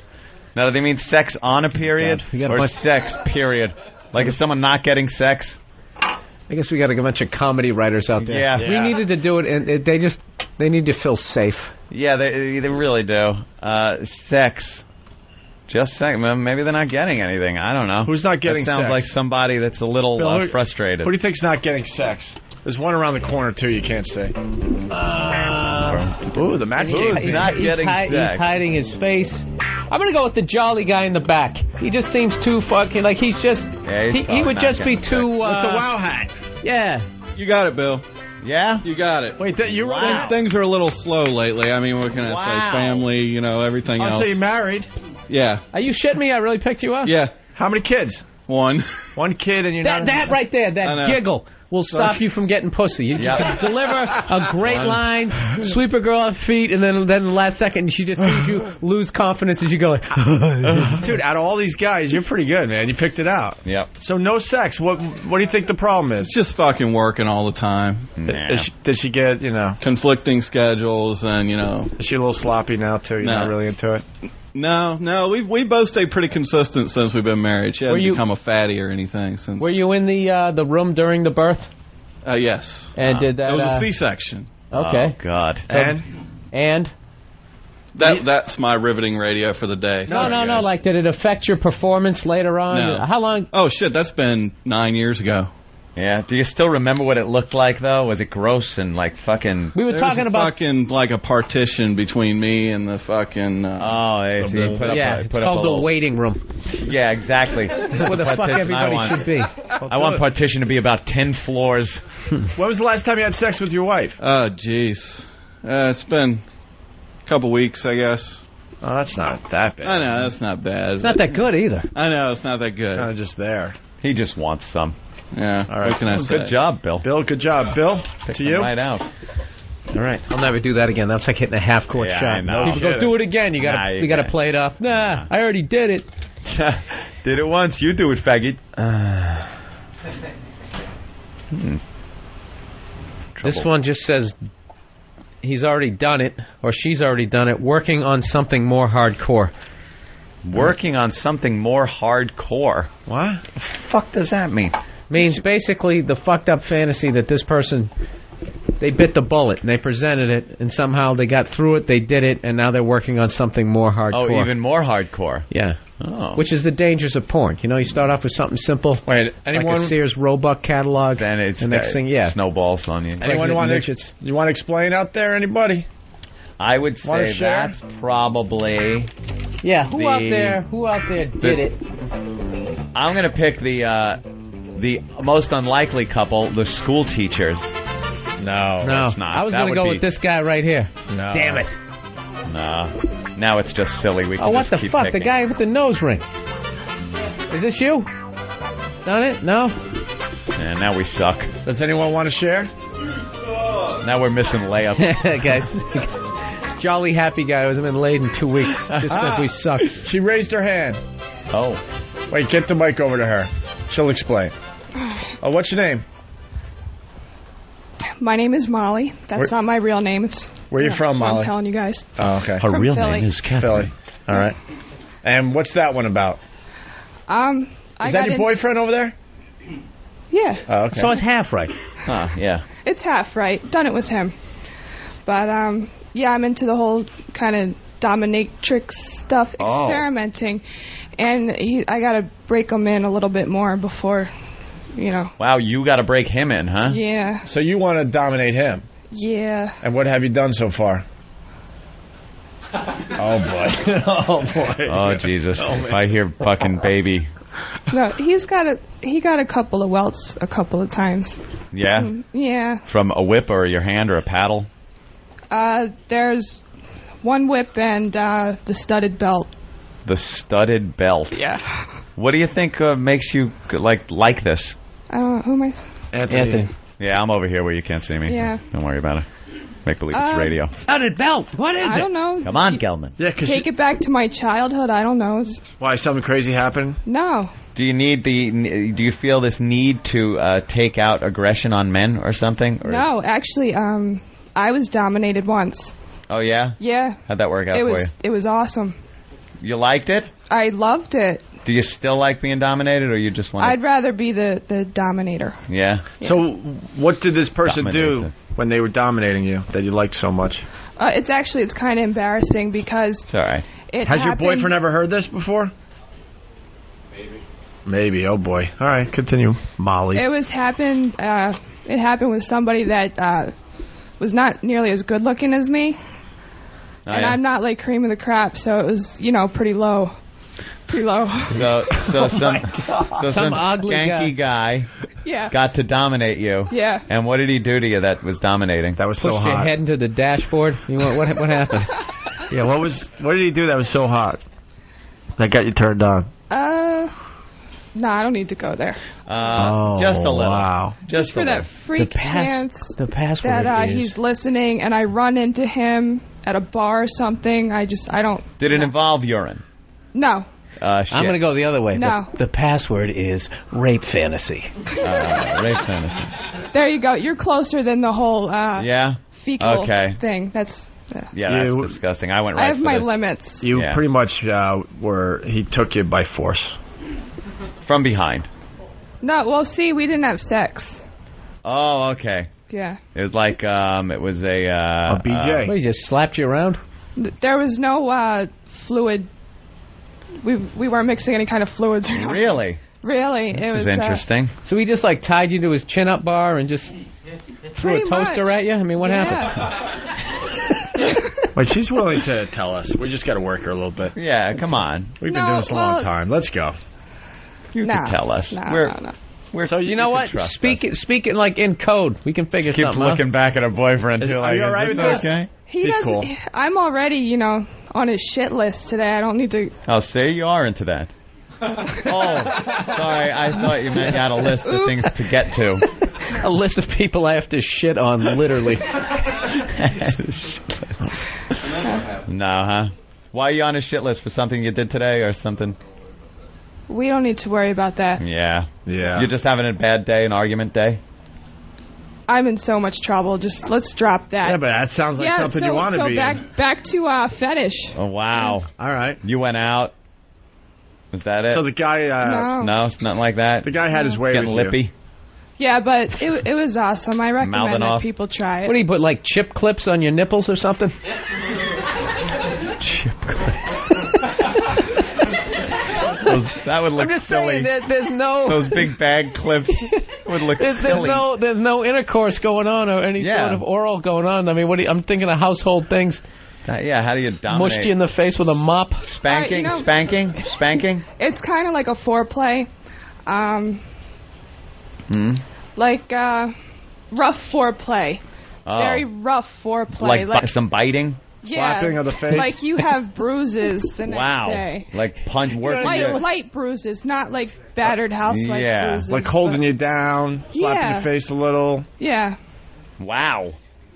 All right. That's kinky. She sounded like, when the person on the $20,000 pyramid, the person just isn't getting it and the other person can't think of any other clues to get them. They're just going, it's like rough foreplay. Rough foreplay. Aren't you getting this? Well, Rough foreplay. I can tell you about him. Yeah? Okay. What did he say? He told me I was going to ruin his little story. But no, it's always because you wrote something down? All right, good. Yeah, so, all right. Okay. We'll get back to you, Molly. For his birthday, I got him handcuffs. Oh. And I put our names on it.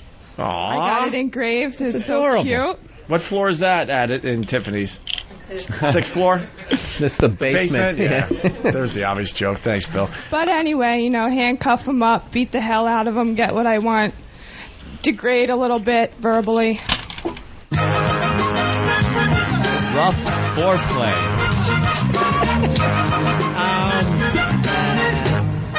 Rough foreplay. Hysterical, Bill. Automobile. Rough foreplay. Rough foreplay. That's good. You're not gonna. You guys been fighting for just the day or for a week or what? I guess since we were about 15 years old. Oh, okay. You guys have known each other that long? Yeah. Well, you don't seem that old, actually. How old are you? 23. Yeah, I was going to guess that. Hey, all right, sit down. We're going to get back to Molly, obviously. The next fantasy out there, what is it, Bill? This is stuff you're too scared to admit to your significant other. A sexual fantasy you want to do with your partner, but you're afraid to bring it up because you think they're going to dump you. This one is, I would like to fuck my wife doggy style while she eats out of a dog bowl and howls. What could that be? Wow. I think this is real, too. Fuck her doggy style while she eats out of a dog bowl. The teacher is avoiding eye contact. He's looking away. That could be. We might have to go back to the Molly couple, I'm thinking. Yeah. I think they're freaky. No, not him. Australia? something. He would have said dingo. Yeah, dingo. Dingo style. A dead giveaway. Or koala, some Dingo. dumb animal we don't have over here. It's a nice Like snake. a fuck a dingo. Who you want to point out? He's saying wife, so it's got to be somebody married. Oh, how about this guy right here? Right in the down front row? God damn it. No. His relaxed confidence. I'm going to go with school teachers. School teacher? School teacher, you?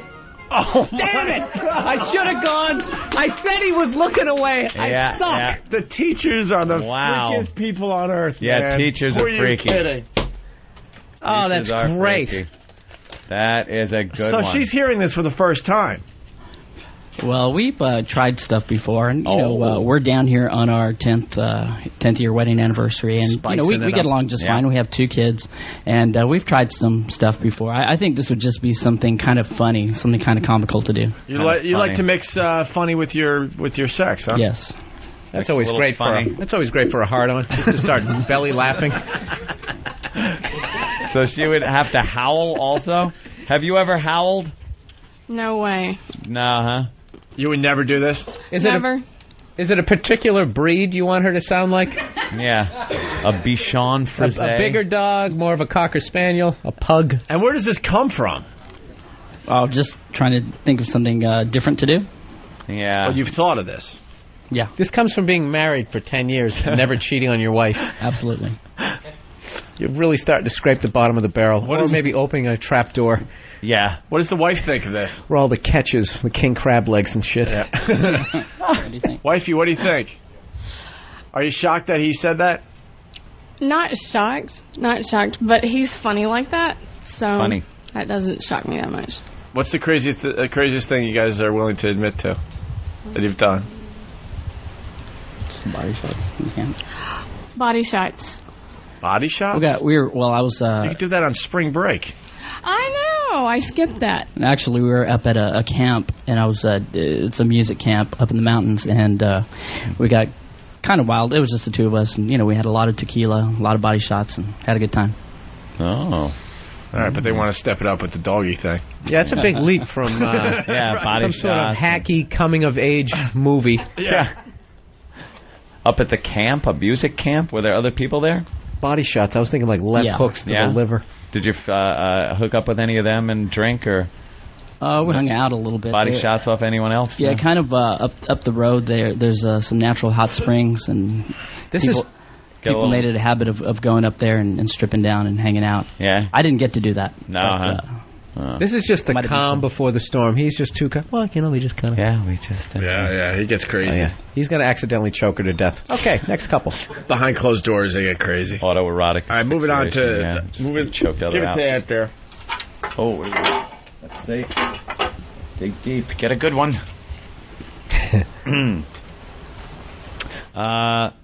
Fuck in a high school.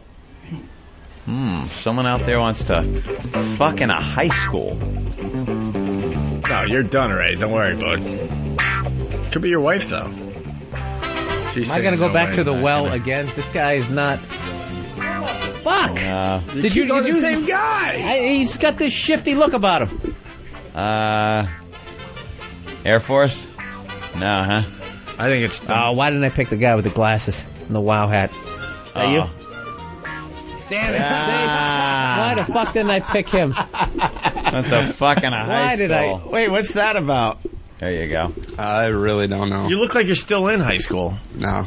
How old are you? 21. 21, all right. A couple years out. A few years out. Well, shit, you can go get an 18-year-old.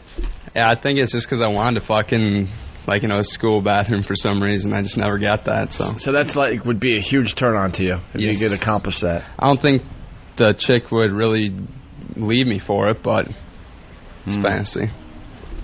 She would just take it down a few notches. Can we go to like a Denny's bathroom? And we just have to be a high school? All right. What would be the ultimate? A teacher or just your girlfriend? Yeah, high school teacher. High school teacher. Absolutely. A high school teacher fantasy. I think I wanted to bang just about any teacher I had who was remotely fuckable. No, I wanted to fuck. Any teacher that showed cleavage, that's all they had to do. Oh, yeah. In high school. That was it. You look at some of them now and you're like, what was I thinking? The gym teacher? Huh? The female gym teacher? Yeah, right. They never showed the cleavage. No. There was always that one hottie teacher, like, I don't know what her deal was, frustrated in her marriage, would just come to school dressed just with completely inappropriately. Ridiculous. Right. I had a foreign language teacher. I swear to God, she used to wear these dresses with a slit like halfway up her thigh. We were like, I don't even know what she's thinking when she's getting dressed. You know what I'm saying? You're 15 where you get a boner when the wind blows and she's showing up to class. Yeah, I think I told this story before. Yeah. So one day she came in, she had slits up both sides of her fucking dress. And every time she would step back from the board, you could literally not only see the thigh on one side, you saw the inner thigh of her other fucking leg. That's like hardcore sex back then. That's porno. Dude, that's raging. Yeah. Raging fucking hard. That's strip club. Then she ends up, she called on me and I wasn't paying attention. I tried to lie my way out of it. And she was screaming at me, like, to this ridiculous level. I don't know if there's some bullshit going on in her personal life looking back. It was so over the top, the way she was yelling at me, but I just didn't have the courage to be like, you know what I was doing? I was looking at your fucking legs. You should have said that. Why don't you put some goddamn clothes on, and maybe I'll know how to say the days of the week in French. Let's say hi to Chris in Pennsylvania. Chris, what's up? Hey, Bill Burr got stepped all over. How can nobody laugh at left hooks to the liver? I didn't even hear. We were talking about the replay. Body shots. Oh, body shots. Okay, very good. The one they were talking about, the picture of Mickey Ward. Punching out. You know that shot that you just don't get up from? Yeah. Unless you're Arturo Gotti, who somehow got up. Bill, it's to you, I think. Read another one there. Here we go. Riveting game. Yes. We'll do... all right, fuck that one. If it's boring, just throw it away. She's just as sick as me. What is it? Nothing. All right, so some people will be safe today. That's like here's a great one. All right. This is a great one. This is my favorite one. Suck cock on a bus. No way. Rosa Parks out there. Right. Oh, that's great. Suck cock on a bus. I'm just fascinated by the whole bus thing. I'm not counting out. I'm not counting out the guys either. Major Nelson. Yeah, he's like, hey, dude, chill. Come on, he's got a bus uniform. You got the Air Force. Don't uniform. ask, don't tell. Girl in the back. No? Nah, that was the obvious choice. Does she look like a bus cocksucker? Let's see. Let's go. How about that cutie pie in the back? No, no, we got to go. Damn it. We got to go to the front row on this one. Front row. I love that telling smile. There you go. It's like we should do it like To Tell the Truth. Yeah. Where they got to do the phony kind they of do the fake stand up, and it's that's it. Next time we'll do that. Wow. Look at the husband. Husband, boyfriend? No, boyfriend. Whatever. What? Sorry, man. Didn't mean to put pressure on the relationship. Yeah. What boyfriend, are you doing there, Bill? You had no idea she was into that, huh? No, nothing surprises me with her anymore. Yeah, you guys get... She could have said that to me. You get into some wild things? Actually, for the most part, we're pretty normal. I had sex at a Bears game once. Oh, yeah? You did? Not with me, though. In the stands. No, not with him. Oh. In the stands. You know, the cameramen can see everything. The Bears must have been really winning or really losing at that point. It was pretty boring, yeah. It was way back before the Super Bowl. But where were you? Way up top? Yeah. See, the cameras zoom right in. See, people at Shea Stadium do that, and they think they're getting away with something. Everyone knows what they're doing. Yeah. They go way up top. Way up top, and all of a sudden you just, Exactly. How did you pull that? How did you pull that off? You wearing a dress? Skirt. Skirt. Okay. Yeah. You just sit down. Sit down on the seat. Yeah. And then get up and then sit back down again. And right, then get up and sit back down again. Like you can't make up your mind. Down in front. Thank you. Do I want to be here or do I not? Down in front. Thank you. You're doing one of those hacky charity events where you have to sit in every seat. Yeah. But you're sitting in the same seat over and over again. And so what is it about the bus? Yeah, the bus thing. I like that. It's in public like that. Yeah, I kind of like that. But I mean, there's parks. There's There's a lot of people on a bus, though. But Bill, you're into that too. You said that's something. You said that's one of my favorites or something like that. Where you're. What do you mean? Well, questions. No. I thought it was the most original. Oh, okay. It just kind of twisted. Everybody's got the... like, this is one of my favorites. I want to suck cock on a bus, too. Oh, yeah. Right. Greyhound bus, school bus, short Any bus. Any kind of bus. Any bus. Yeah, short retard bus, whatever. That's great. Why don't you do it while you're in New York? Somebody with a hockey white helmet in your lap. Do it in New York. Get on one of those dumb double-decker tour buses. Tour bus. Get on the top deck there. You know what? Keeping with the theme of giving some people some hope, how Yeah. can we make her fantasy come true? We should. How much does it really cost for a bus ticket? Wait, we got it. Maybe we can do it on the R train on the way back to the hotel. Yeah. Subway, bus, still public. What's the craziest thing you guys have done? Craziest? I don't know. Yeah, you too. In the parents' backyard? Right. Yeah. That's probably about it. You like that outside shit, huh? Yeah, our parents live on a farm, so yeah. Oh, uh-oh. No animals involved. pasture Sorry. chance. That's nice. Fucking goat starts licking your asshole while you got her bent over. Bill, let's do one last one. Okay. Goats, by the way, are probably the fucking greatest. I always fuck with dogs, and I turn them into, like, attack dogs. Yeah. But goats naturally...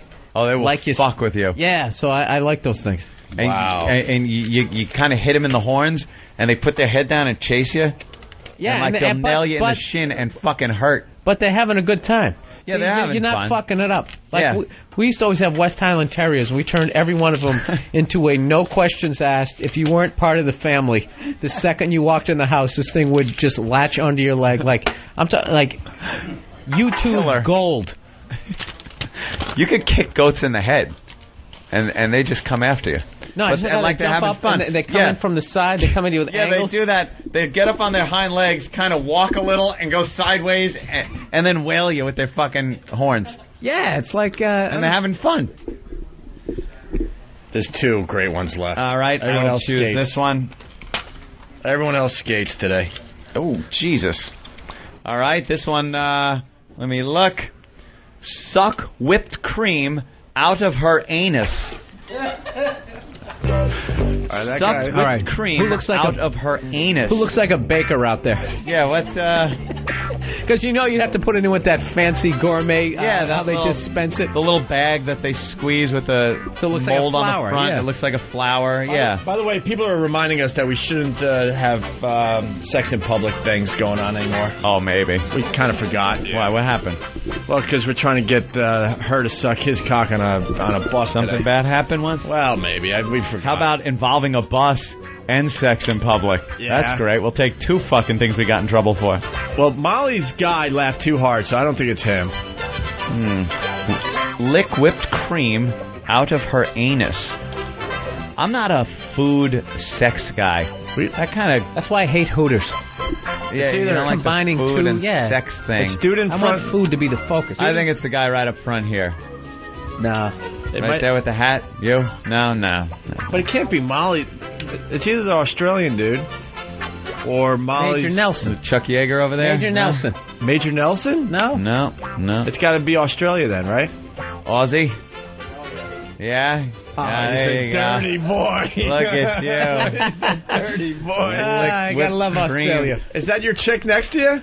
Yeah. Have you ever Wow. heard this one before, ma'am? What? Has she ever heard this before? No. No? Are you shocked?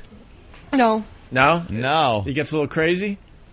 Little kink. I know he has crazy ideas, yeah. More importantly, are you going to make it happen? Sure. Yeah. Wow. Hey. Did that Making dreams come true right here. That's something. Did that give you a little tingle when you found out it was him? A little. Oh, a little.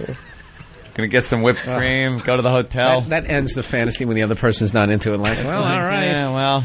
All right. You like doing that? She's just going to be on all fours looking over her shoulder going, you done? You need me to do what? Like what? Reading Us magazine. Yeah. What do you want, the Cool Whip or the other It's cold. stuff Stop in the it. can? All right, very good. Anything else for that Australian dude? I don't know. Where have you ever done anything like that? No. No? Nothing. How are the girls in Australia? Kinky? No. No? No, not at all. I heard they are. No. It's weird. Where are you from in Australia? Melbourne. Melbourne. So is Melbourne or Sydney? All right. Because that's the only two cities there are, right? It's the only places that are civilized out there. The rest of them are a bunch of everything else is aborigines just a bunch with didgeridoos of, and oh, shit. we know that, yeah. Right, There's alligators everywhere and kangaroos jump And you can't everywhere. even go out west. No. Holy shit. They're still on the East Coast out They're there. just the coast. Everything else is a wasteland where only the road warrior drives around. Let's go to Ryan. Ryan, what's up? Hey, guys. Hey, man. You guys stepped on another line. Ant had a line, you're talking about the girl that wanted to suck cock, and you're talking about the different buses. And when you mentioned the short bus, Ant said, yeah, that'd be good. You'd have a guy with a hockey helmet in your lap. I didn't hear it. Well, that's very good. Craziest thing I ever did, I had sex under a table at F.H. Riley's during the St. Patty's Day Bash this Saturday starting at 11:30 a.m. at 400 New York Avenue in the heart of Huntington Village. So what a plug. Who's that? That was Nate Sack from Whackbag, Jericho, Long Island. Yeah, the party starts very early at F.H. Riley's this Saturday. Plug. And we're doing the karaoke starting at 8 o'clock. You're going, right? Oh, yeah. All right, good. I got to get out there at some point. Where exactly is that? The heart of Huntington Village, yeah. Is that Long Island? Yeah, it's about 50 minutes from right here. 50? Without traffic. Ah, fuck that. All right, here's the last one. And we got to get out on time because... Today, no, that's all right. I don't have a car. You know how long that takes to get out of a car? It's fine. Switching trains and standing on platforms. We got to leave on time today because they're doing the hello bit from Antoinette. Remember? Oh, yeah. The Rick Springfield hello call because we were talking about prize pigs recently. So we got a few requests for that.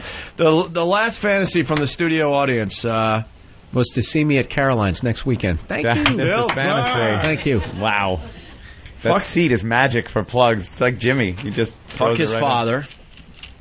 Fuck his father, or wear a strap-on. Oh, Bill, she gave herself away. She's hiding. She's like, she wants to just disappear. She couldn't keep herself together. It's the one in the back row. Look at her. She's losing her mind. Oh, my God.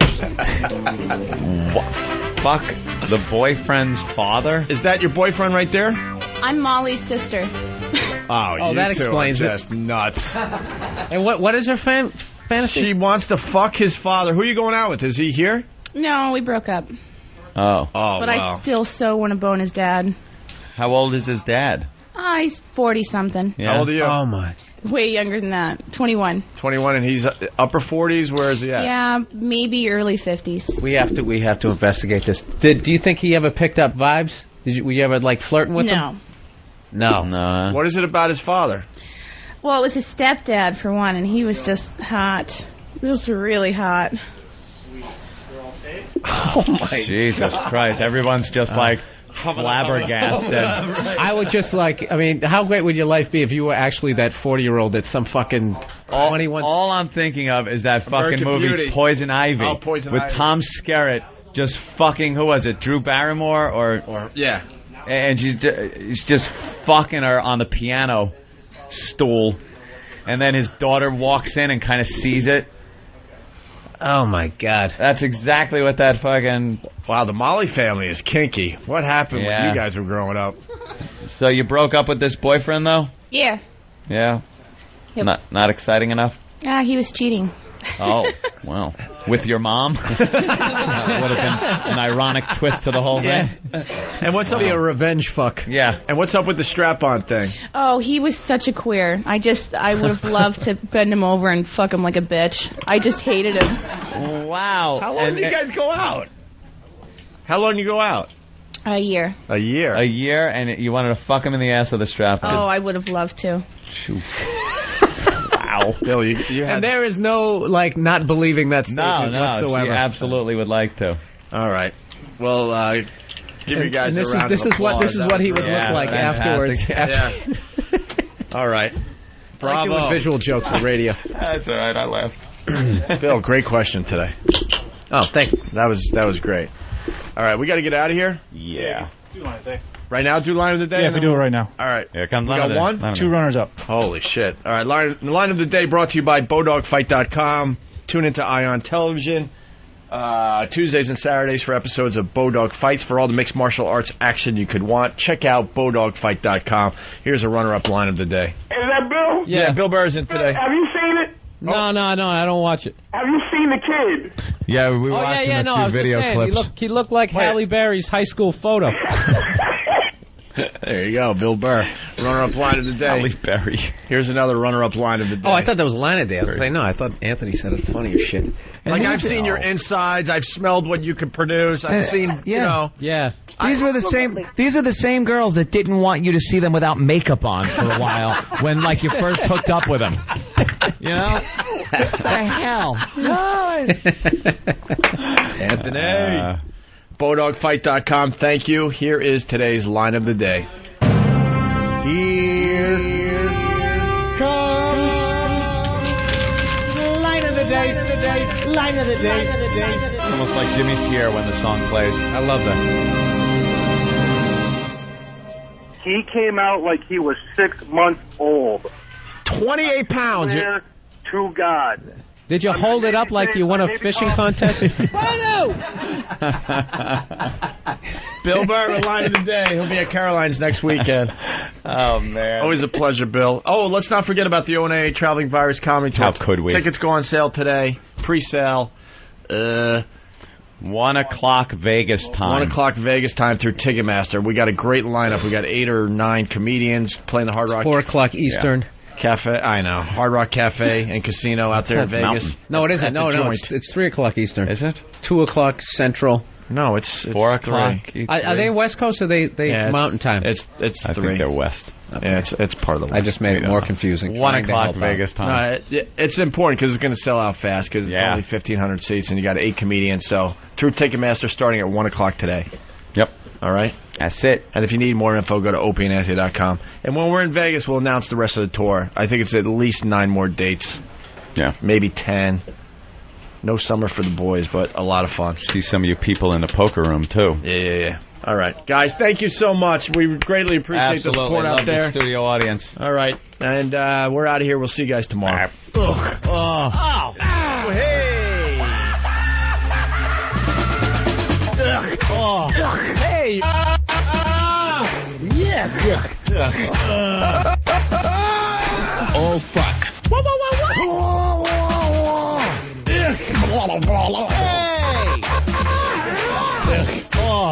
Hey. What the hell's going on here? The Opie and Anthony Show. Awful. They're just awful people. Line of the Day is brought to you by Bodog. If you'd like to vote on any of the weekly show polls, go to iliketolisten.com.